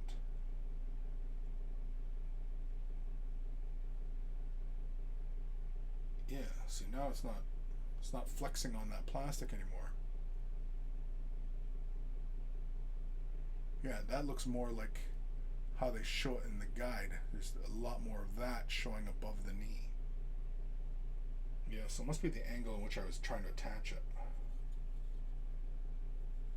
And so I'm wondering if that gap disappears if I rotate the part more, if I can. Which I can't. I'm going to end up breaking this kit. End up bending something. Trying to muscle all this stuff together. Yeah. Oh, let me switch the camera back. Switcheroo the camera. There we go. Yeah. Once the rest of it's on it, is it an angle you're likely to see, or is it maybe covered up? I don't know. Am I being too nitpicky, you think? I was just wondering, like, I think somebody said it would be later on, it'll be covered up, sort of thing. Yeah, but I can't see this gap getting covered up by the next part. Because it attaches down here. But I don't know. Oh, so it's too far down then. Yeah. Unless the gap is meant to be there. Just, to show the spacing from her arm to her armor like that. I guess. I don't know. It's a press fit kit. I shouldn't be having this much trouble, right?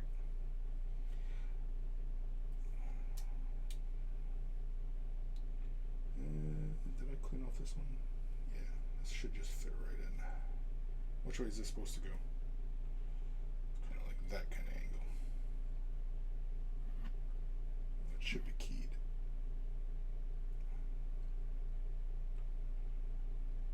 There we go. Is that proper? Looks proper enough. Yep, I think that's good. Get that with a little bit of glue.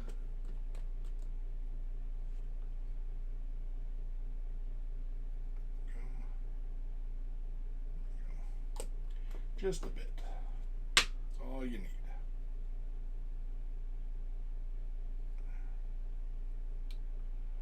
Yeah, I guess, right?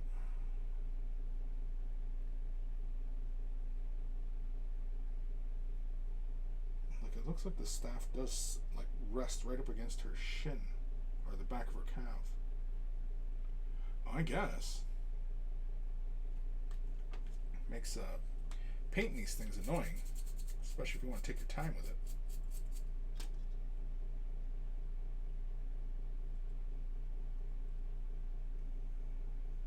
Alright, well, I guess we're going to leave it at that. Such a pretty looking model, and it's annoying the hell out of me.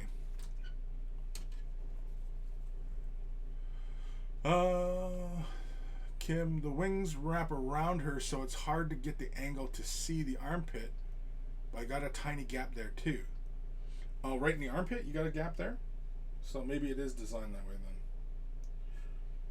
Because the wings don't look like they wrap around that far. I don't know. Time we at here? Holy camoly, we've almost been almost 2 hours at this. I'm not even done this model, not even done assembling this model yet. Oh, I see.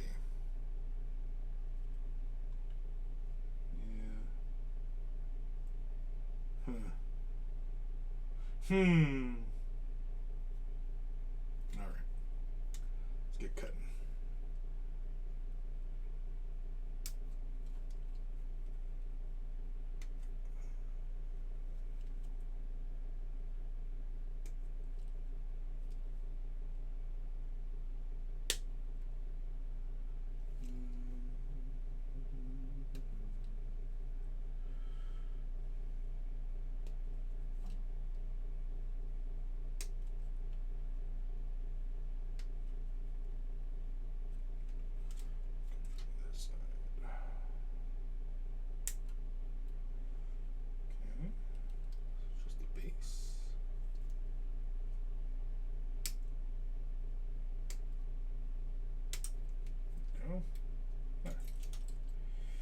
Okay. What's that? J12. Just a piece of the base. Oh yeah, we didn't even get a brace out. I don't know. I think I'll leave her off the base for the most part, so that I can maneuver around and get into some of the fun spots.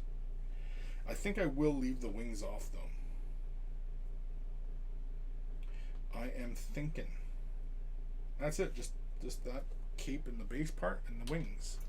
Yeah, I think I'm gonna do the wings separately and then just plug them in and then fill those gaps in afterwards. I think that'll be the plan.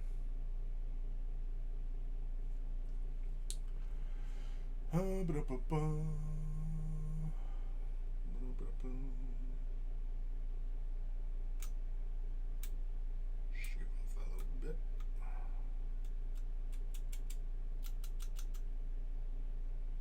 That little bit.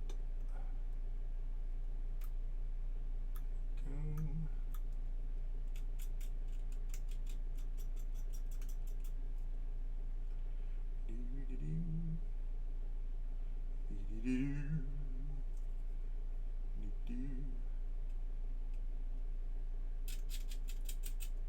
So can anybody guess how I'm going to paint this? Anybody want to wager a guess? Not that we're actually going to wager, I'm just saying.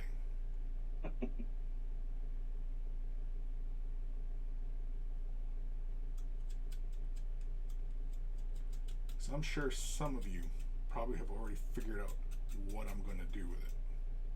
Are you going like you're talking about particular colors or like the scheme per se? Well, I don't know. I guess it's just kind of anybody have any ideas of what I'm going to do, because there's something that I've wanted to do for a while. I haven't gotten around to it. I've talked about it in the past. As far as materials and techniques, and I am going to airbrush a majority of the work for this.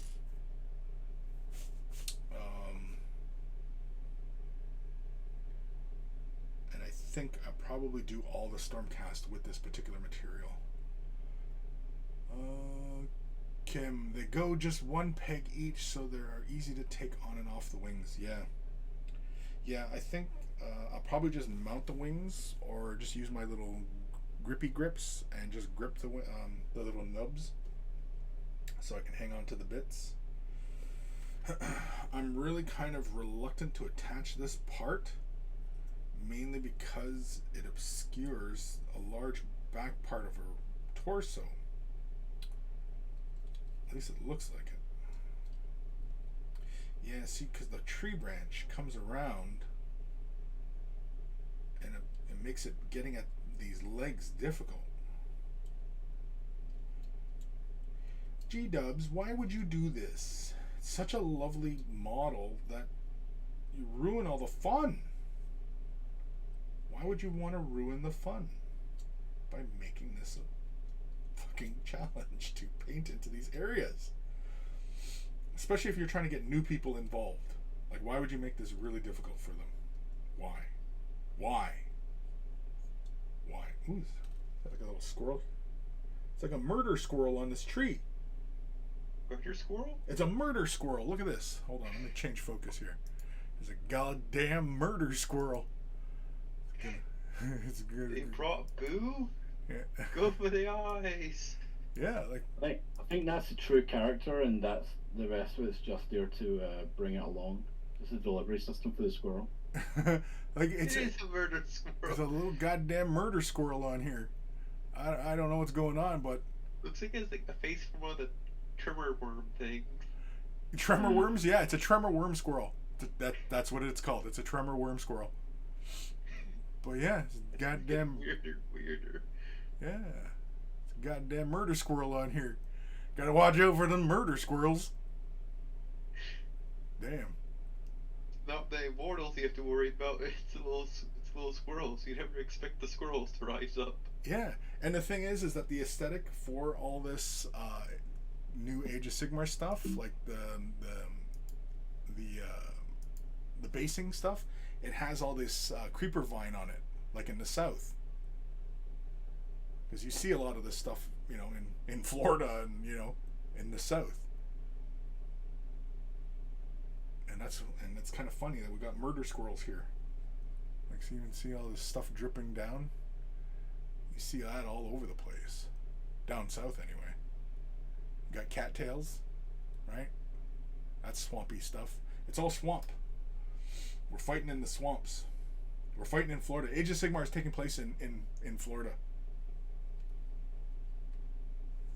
Maybe we'll see a Grim model.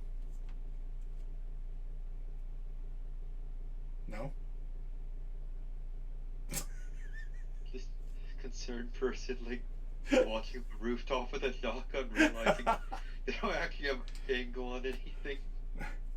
Grim, were you just Googling murder squirrels? Actually, no. Oh. Now I'm curious what pops up. Murder squirrels? Yeah, what's a murder squirrel? Because you got trash pandas, you've got cobra chickens. Is there such a thing as a murder squirrel? Apparently, December last year, squirrels attacked the Queen's residence Jeez. in New York, so that was named a murder squirrel. Murder squirrels. It just looks like a bunch of Photoshop pictures of either surprised or angry looking squirrels. Goddamn murder squirrels. You ever watch Rick and Morty? Yep. You heard the episode with the squirrels and they're talking and Morty can hear them? Yeah. It's goddamn murder squirrels. That's what it's going to be a new army for 40k. It's murder squirrels. Murder squirrels? Yeah. Replace the beast with murder squirrels, so no one ever see it coming. Yeah. Skull 4552. Oh, Chris and the Mod Show. Yeah, it's Chris and the Mod Show. Yeah, that's right. It's these are the mods. Enforcer. Actually, that's the point. Yeah, that's the noise. Yeah. Oh yeah. Yeah, Yeah, I can see it. I can see it now. This could be an army of grots versus an army of murder squirrels. tiny little tanks. Yeah, that's trash cans. that's actually a really great idea because 40k, the scale is so huge. Let's go micro 40k. So let's have armies of grots versus murder squirrels versus squigs versus geez Louise. New follower. Who dat? Grade to Table Studio. Grade to Table Studio. It's a good name. Thank you for the follow. Grade to Table? Grade to Table. Almost sounds like Gretty. No, never mind. It's the Ice Age squirrel. Yeah, it's the Ice Age squirrel.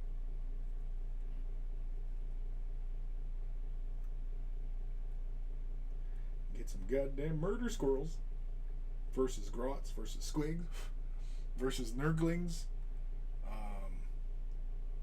What's some other stuff? Little 40k things. Oh, the little cherubs. The army of cherubs. Yeah. And just make a very cute version of 40k where you get just these little things all fighting each other. It's the death by I could use cuteness. the Tau drone army. Yeah, use Tau. that for it. Yeah, Tau drones. There you go. I'm just imagining squirrels somehow winning that, just riding the drones in the battle. Oh yeah. Do you think murder squirrels would work two for Tau? drones? Two drones followed by a bigger third drone, and just have a wee chariot with the squirrels on top.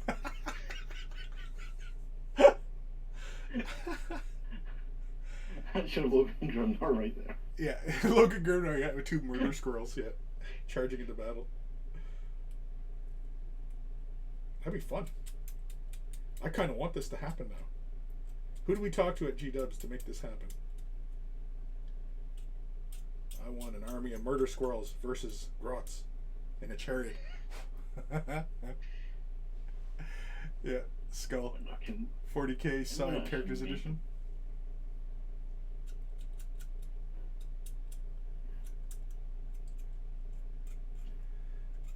Any kill team, that would work.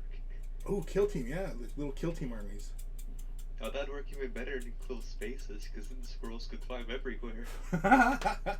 Yeah, it's like aliens. They're just crawling in the rafters and everything like that. Just It's not gene stealers, it's just a bunch of squirrels. yeah. Goddamn murder squirrels. The squirrels killed the gene stealers, man. I like it. I'm just looking for miniatures of squirrels now. Everybody's gonna have crazy additions to their algorithm, whatever they're trying to advertise to you, and you're gonna have a bunch of squirrel shit come up, and it's like, you're interested in squirrels, aren't you? Murder and squirrels. Well, here, we'll sell you this.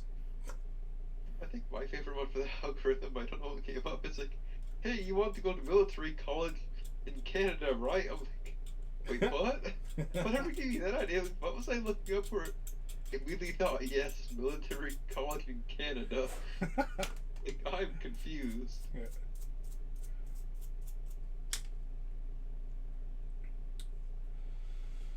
Oh, yeah. I'm terribly vexed whether I want to That's true. glue this piece into place.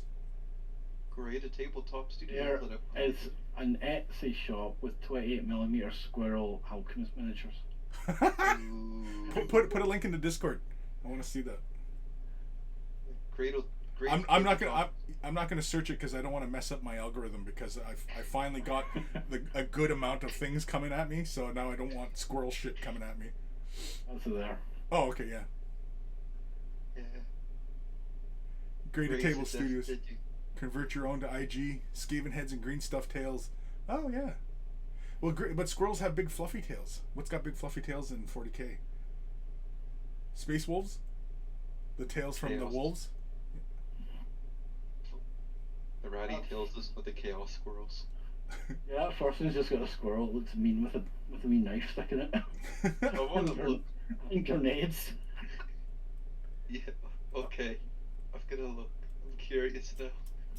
Please don't Talked about it too stuff. much. Now, okay, well now I gotta look up this link now. God damn it. Exactly. Oh geez, that knife looks like it would hurt. Of all the things, just that knife, man. Hey, yeah, these are goddamn fighting squirrels. Damn, this is a thing. Hold on here, let's so everybody else can partake. Look at that. Goddamn squirrel alchemists. Murder squirrels. Goddamn murder squirrels. Lordy. Yeah. It's interesting. I didn't see that today. Huh. It already says Twitchy bought a set. No, I'm just kidding. Just one? Just one. Filled the damn table with murder squirrels. Cobra chickens and murder squirrels. Trash bags. Pictures gave an army with squirrels. I mean, that's D&D like, Minis, the price is actually not bad either. Oh, there's only one available, damn it. oh, Oh, the cost of delivery is more than the minis. Jeez.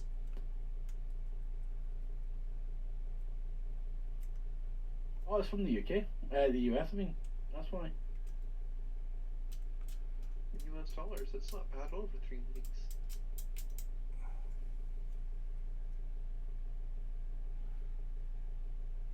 So are we agreed then that we want murder squirrels as an army? New army? Yeah. If we can't have Skaven in 40k, we need murder squirrels in 40k. Yeah. Yeah.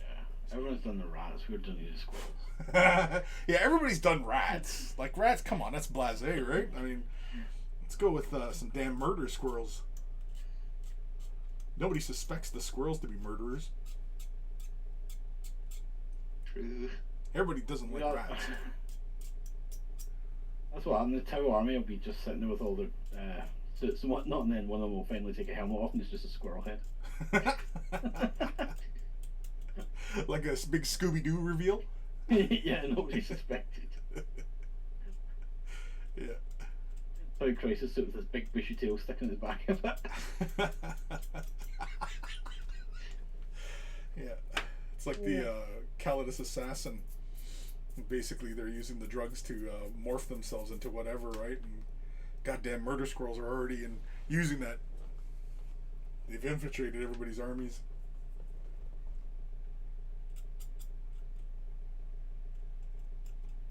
It's a good thing we didn't think of this while I was high, because that would have freaked me out. Oh boy. That altered the conversation. Yeah, you'd have saw me tripping balls over in the corner. No, the goddamn murder squirrels are everywhere. The squirrels, man, they're rising up. The squirrels are rising up. Yeah. Oh, I man. should have fed them the nuts, but I chose not to. Now they're seeking vengeance. They remember.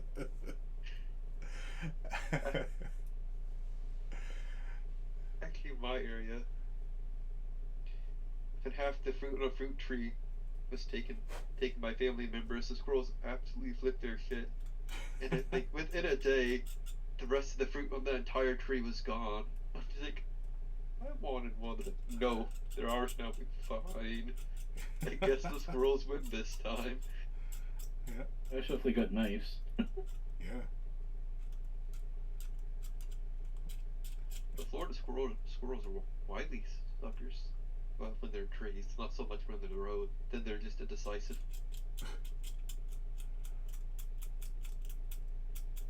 I've got a big wooded area behind me in my backyard and tons of squirrels around here. It's one day you go out, you know, if there's a red dot on you. Uh-oh. Well, my neighbor, she feeds them, and there's a squirrel that actually will, he bounces up and he'll look at me, and if I'm standing in my front yard, and if I act like I have something, he'll actually come towards me, like, you got something, bud? You know, what do you got? You got nothing? And then that's kind of like, no? Oh, and then the way they look at you, right? It's kind of funny. How could you? Yeah. Oh, there's food. Motherfucker, you're wasting my time. I got shit to do. And squirrels or nuts to collect. You're wasting my time. I guess especially out there. Florida squirrels have it easy. Oh, yeah. Oh, Scully, subscribe with Twitch Prime. Thank you. Thank you, sir. Yep.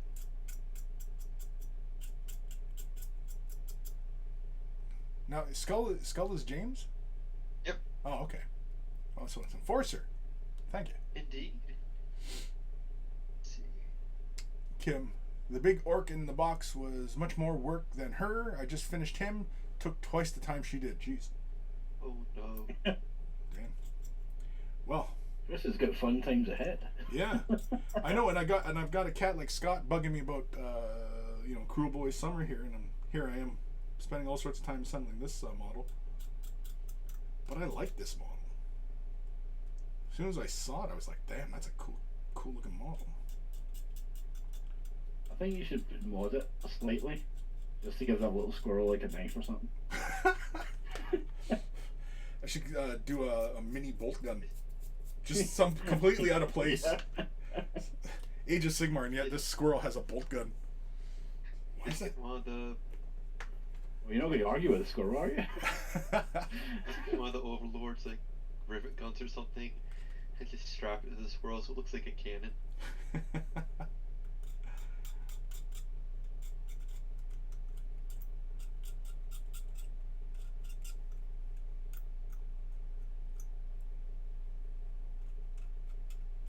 think we've talked more about the squirrel than we have the actual model.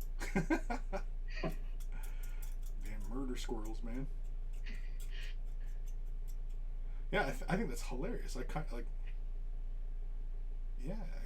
I wonder if there's actually. That sounds like it'd be a horror movie about that. Yeah. If there isn't, there should be. Skull. I forgot I had an Amazon, and yes, it's Seth MacFarlane Jr.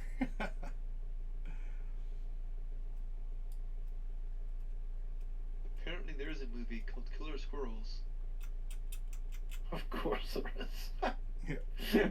Someone sends two people to catch on their hardest mission yet to catch the killer squirrels that are causing havoc in a park. There's no pictures or anything. It's just killer squirrel. Is it German? Is it true? Watch this. Is this a German squirrel video? I don't even know. Like it had an English name. Then I'm looking down. Like then suddenly it became Germanic. I mean, more German than English.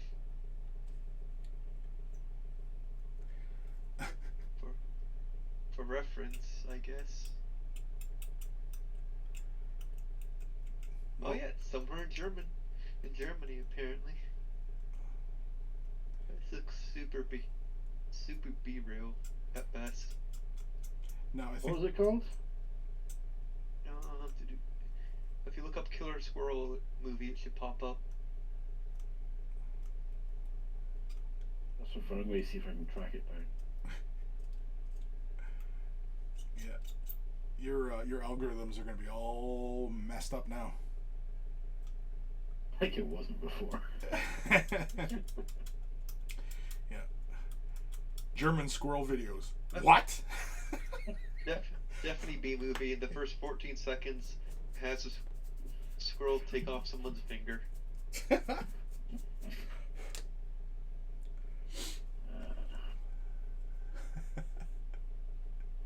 Cruel Boy Summer. Yeah, exactly.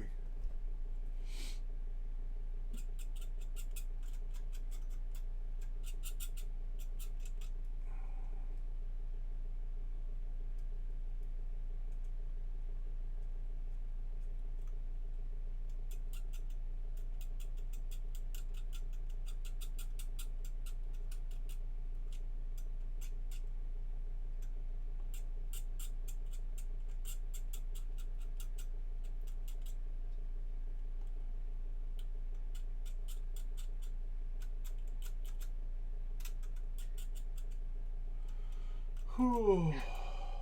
Okay. There's a trailer. Yeah. As well as walking. It's so cheesy. Oh, jeez. I don't believe there's actually a budget. And it's just about killer squirrels. Yeah. Yeah. We apparently are in the darkest timeline. It is action comedy.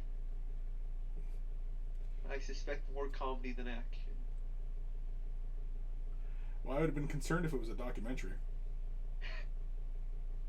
On Prime Video. Is it on Prime? It Oh, is? shit. Uh-oh. Oh, wait a minute. Yeah, Killer Squirrels is on Prime Video. Jeez. Oh no.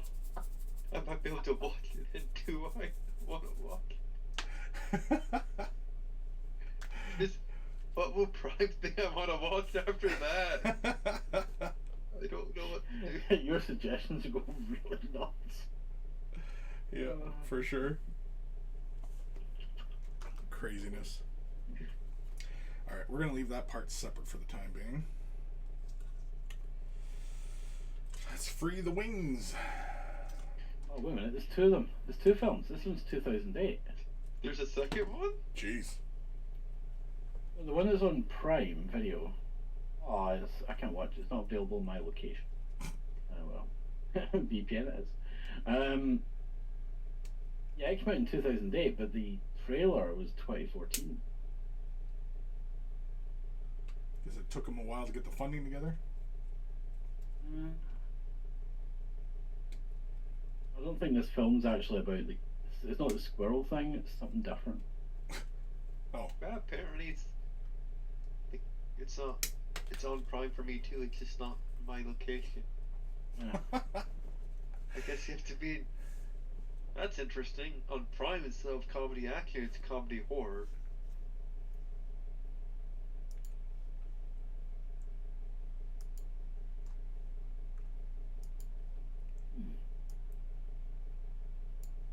What the hell? And underneath that suggests a movie where it looks like a bunch of people trying to.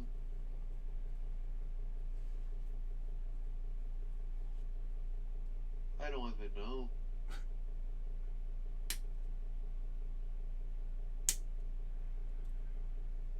James, so apparently in Rogue Trader there was this killer squirrel called a Petra squirrel, and it has a model.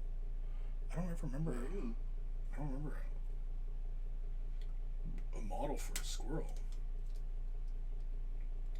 I'm not saying that it's incorrect. I don't recall. Oh yeah, it has a not model. There's a Petra squirrel model. Where's my Rogue Trader? I don't feel like getting it. I was gonna get the Rogue Trader, but all right. Well, never mind. I'll grab it. Oh. Hopefully, I don't knock over my neck around here. And it's just all the pictures I see. It says squirrel next to a skeleton, and the squirrel has blood on its face and looking down at a human face or skull in front of it. That's kind of crazy. Where did the head come from? Oh, let's see here. Let's grab the old Rogue Trader. Oh, Still one of my favorite logos for Warhammer 40,000. Is that one? And apparently there's what looks like a Blood Bowl model where it's like one of the halflings or what, I found it. or whatever, with a squirrel on top of them pointing which way they should go.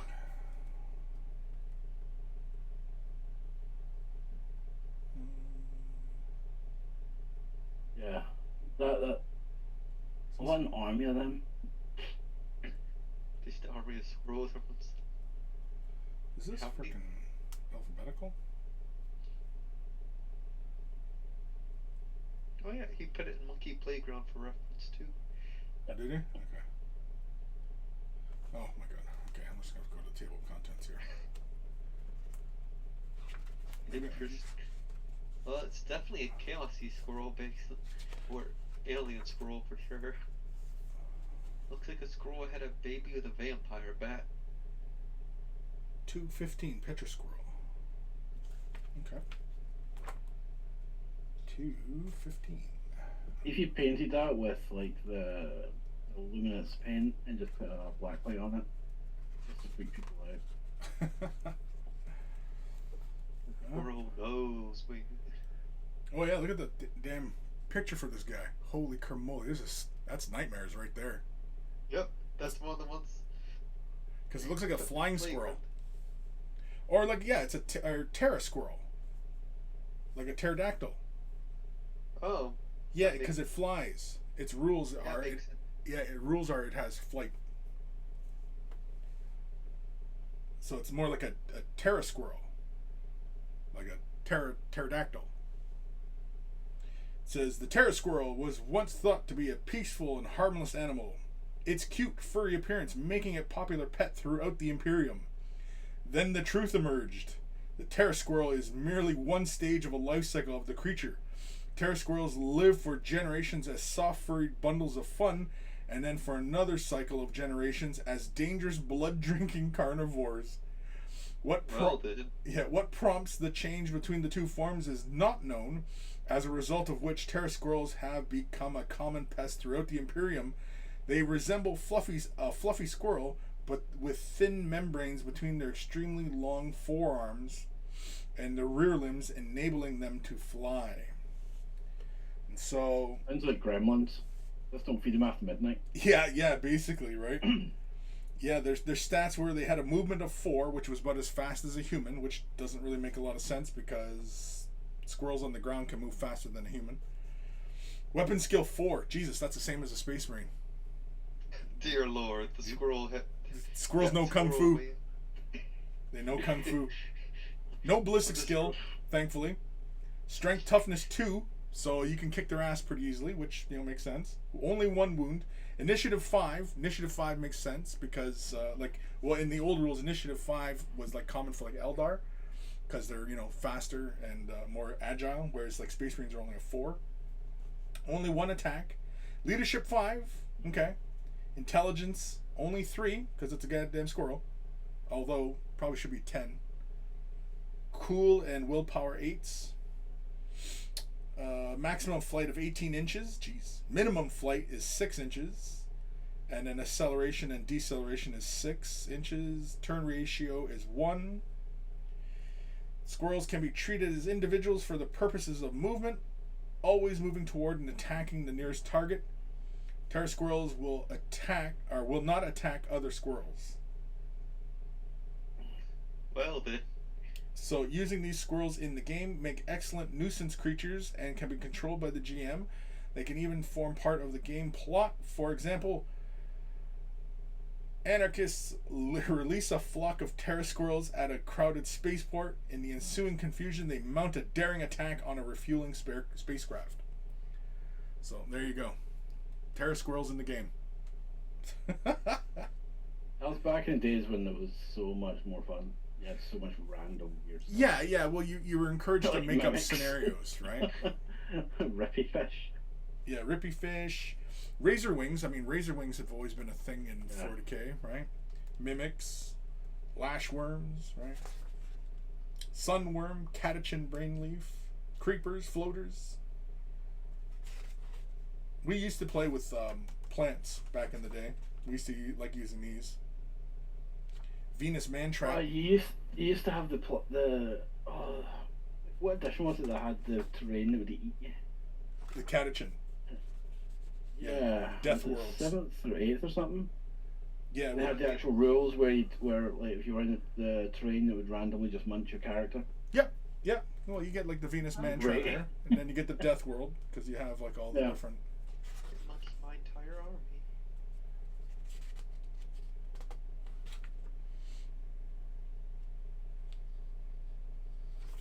It was a bad day when the plants ate call.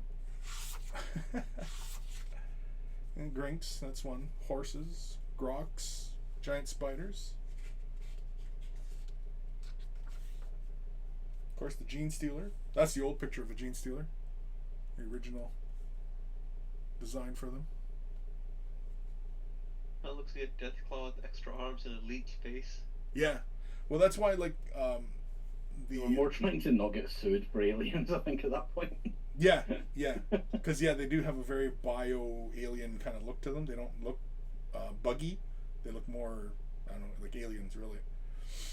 But yeah, I think that's why they did the Gene Stealer heads that have like the Zoidberg tentacles as a bit more of a throwback to this early look. Yeah, it's fun. Ambles. Ambles still get mentioned every now and then in the books. Yeah, well, they have a model for them. Oh, and the Cyclone, that's in Thousand Suns world. Yeah. Tyranid Beasties when they were just, background things. Jakaro, whole rules for Jakaro.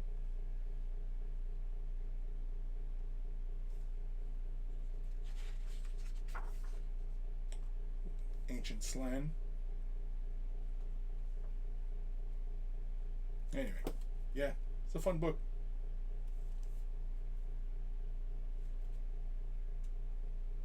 I'll sit here and reminisce. Oh, because of murder squirrels. All because of murder squirrels. Here's the early drawing of a Sister of Battle.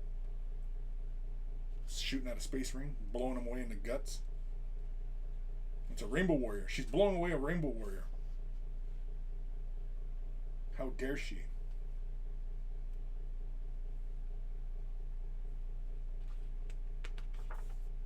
Actually, Those old bolters always were kind of weird.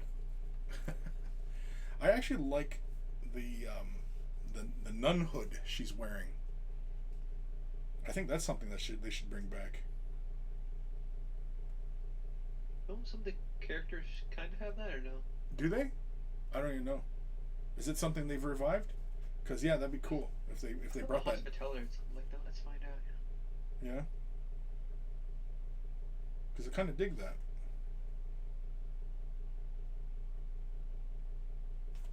Yeah.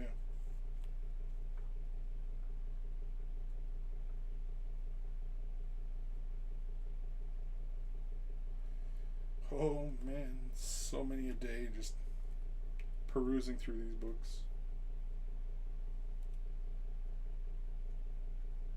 The best catalogs. Yeah. I need a bit. We go through this 1,000-page book and I find it. One of I the did eventually buy gum. One of the models that I always wanted, that I never got around to picking up or looking for, was the Old Astropath. Where is he? Find him. Pretty sure it's this book.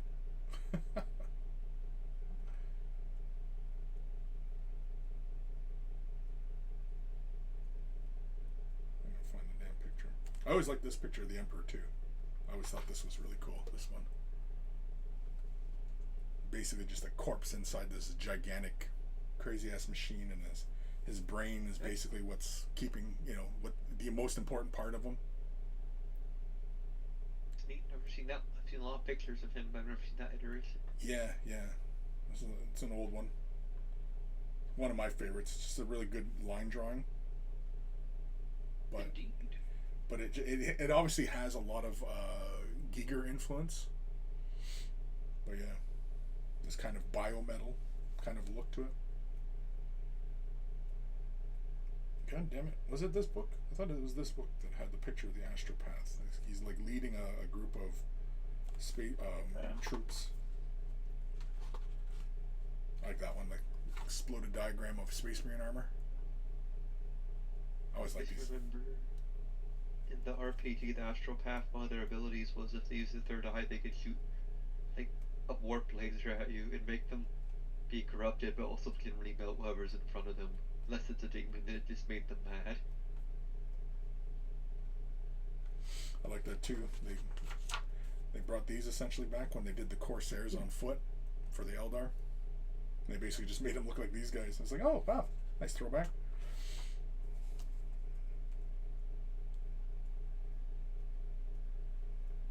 Maybe it wasn't this book. I thought it was. There was a picture. It's like an actual painted model, and he's like leading a little group of duders. I guess not.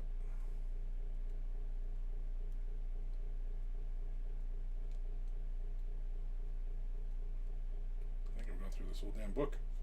Pages stuck together. Uh-oh.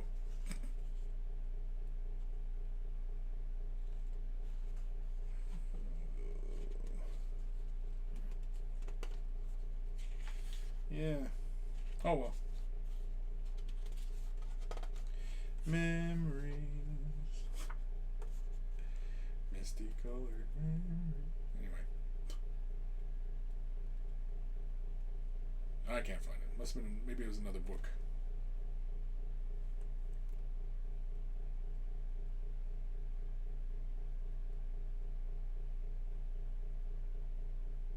Okay, the Hospitaller did have kind of nun hood, just in a slight different fashion. Another one of those classic pieces. Is that a corn demon or something? No, it's Mechanicus. Oh, Mechanicus. I was seeing it sideways, is like I saw the medals with an arm or something on the face. At least, I mean, like, it could be Now I see. Mechanicus, but it might just be like, you know, early Imperial agent kind of thing, or, you know, an Inquisitor. Some Law 2 for non-Mechanicus. Yeah, well, the aesthetic currently looks like a Mechanicus, but I mean, back in the day, Yeah. this could have been something else. Yeah, rogue traders did what they wanted, pretty much. Oh, here's the damn picture. Yeah, this one right here. I always wanted that little model. I don't know why. It was such a cool looking little model. And I always liked this little picture. You know, he's kind of like the Astropath's kind of like leading all these little guys through. You see this little jet biker dude flying by, and you can see like there's orcs hiding in the bushes, waiting to bushwhack them. Yeah. Fun. Anyway. What was I doing? All right, that's for assembling models. Instead of reminiscing. What time we at? Holy caramoles. 33. I'm getting a little hungry. I probably should get something to eat. Skull. Rogue Trader always fascinated me with its design and, of course, the toothpaste squig. And the Hospitalers do have that hood? Oh, okay. So, yeah, they've you know, obviously, you know, when they're, you know, going back on looking at these previous designs of stuff, that, yeah, they do kind of, you know, do callbacks to, you know, earlier shit. Which is a good. I think so. It's just like these new orcs, right? With their shields that have the faces on them. That has been a thing for a very long time, way back in the day. A lot of orc stuff, fantasy and 40k. They all had the, you know, the snarling faces in the work and everything like that. The early sculpts that had the faces and the shields, that later became more like the Evil Sun's design. And then it just became like the Evil Sun's, you know, motif. Alright, so I think we're going to leave the wings separate. I got to still clean them, but it seems pretty straightforward. It's not really a good point to grab them by, so I might have to drill, maybe make a handle for them. Or I think I'd rather... Yeah, I'd probably rather drill into them, leave a pin, and then grab the pin. Yeah, I think that's what I might do. But the wings are going to get painted separately than the armor. But I'm going to use airbrush primarily for a lot of stuff. I think I'm going to leave this back off. It's just this tiny little part here that connects up there. But so that I can access the cloak and I can also access the back of the legs. I think I'll leave those separate. We might spend more time on the murder squirrel than is necessary. Just a bit of a spoiler for everybody out there. Let's see, why does that feel like it doesn't line up properly?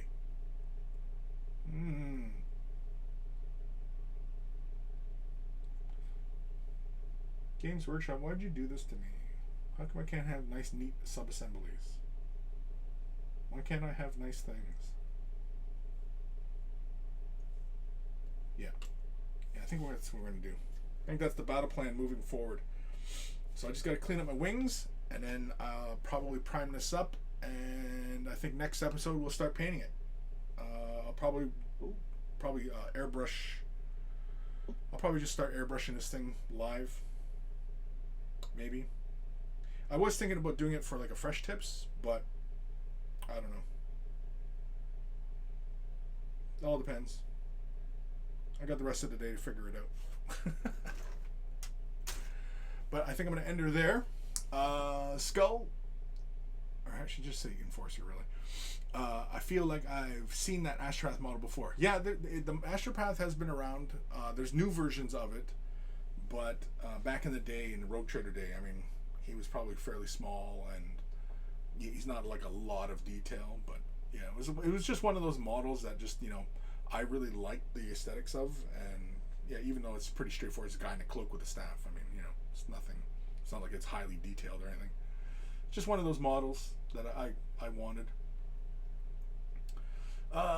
Kim, shave down a wood stick or something to the size of the peg hole and put them in. Yeah, that's another one. That's actually a pretty good idea, actually. You just shave down a peg or something. You probably even cut some sprue and just shave it down to that point, and then just use the clamps to grab a hold of it. And then just, you know, as long as it's tension fit, can just pull it right off afterwards. Pull it off. Yeah. Alrighty, duders. Any last words of wisdom from you two? Have a nice day, or evening, or morning. Oh, Mark. So no good advice or anything. Everyone should collect murder squirrels. Fear the gators. Fear the murder squirrels, man. The murder squirrels are coming. Goddamn murder squirrels. Are murder squirrels using gators as mounts? Oh, That they are. that's a completely Floridian type thing. I'm sure every Floridian has seen one of those. We don't talk about it. We don't talk about it. We've all seen it, but we don't talk about it. Oh, who joined us? Oh, Enforcer. You joined now? That's 2 seconds. I'm just about to end the show. Oh, and he leaves. He left.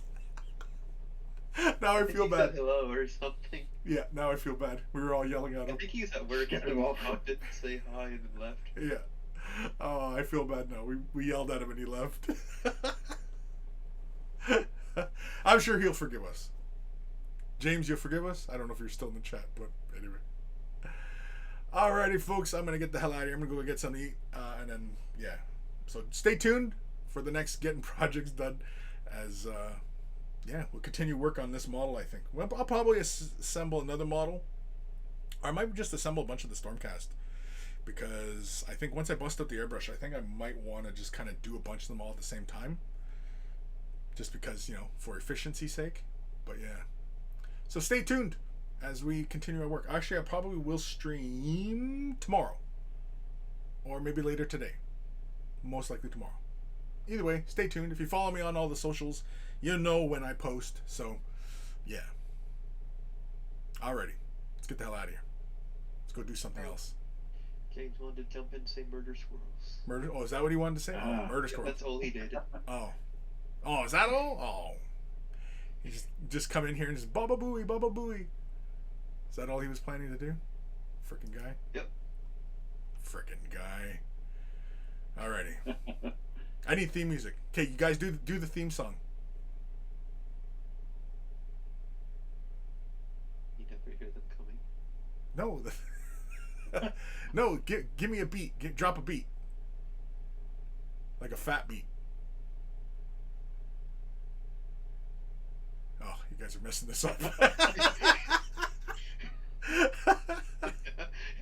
Okay. I don't know. Alright, I'm getting out of there. Oh. Oh, maybe we can force a conduct. Okay, force it. Drop. Oh, he Or left. no. Coming. He's a bird.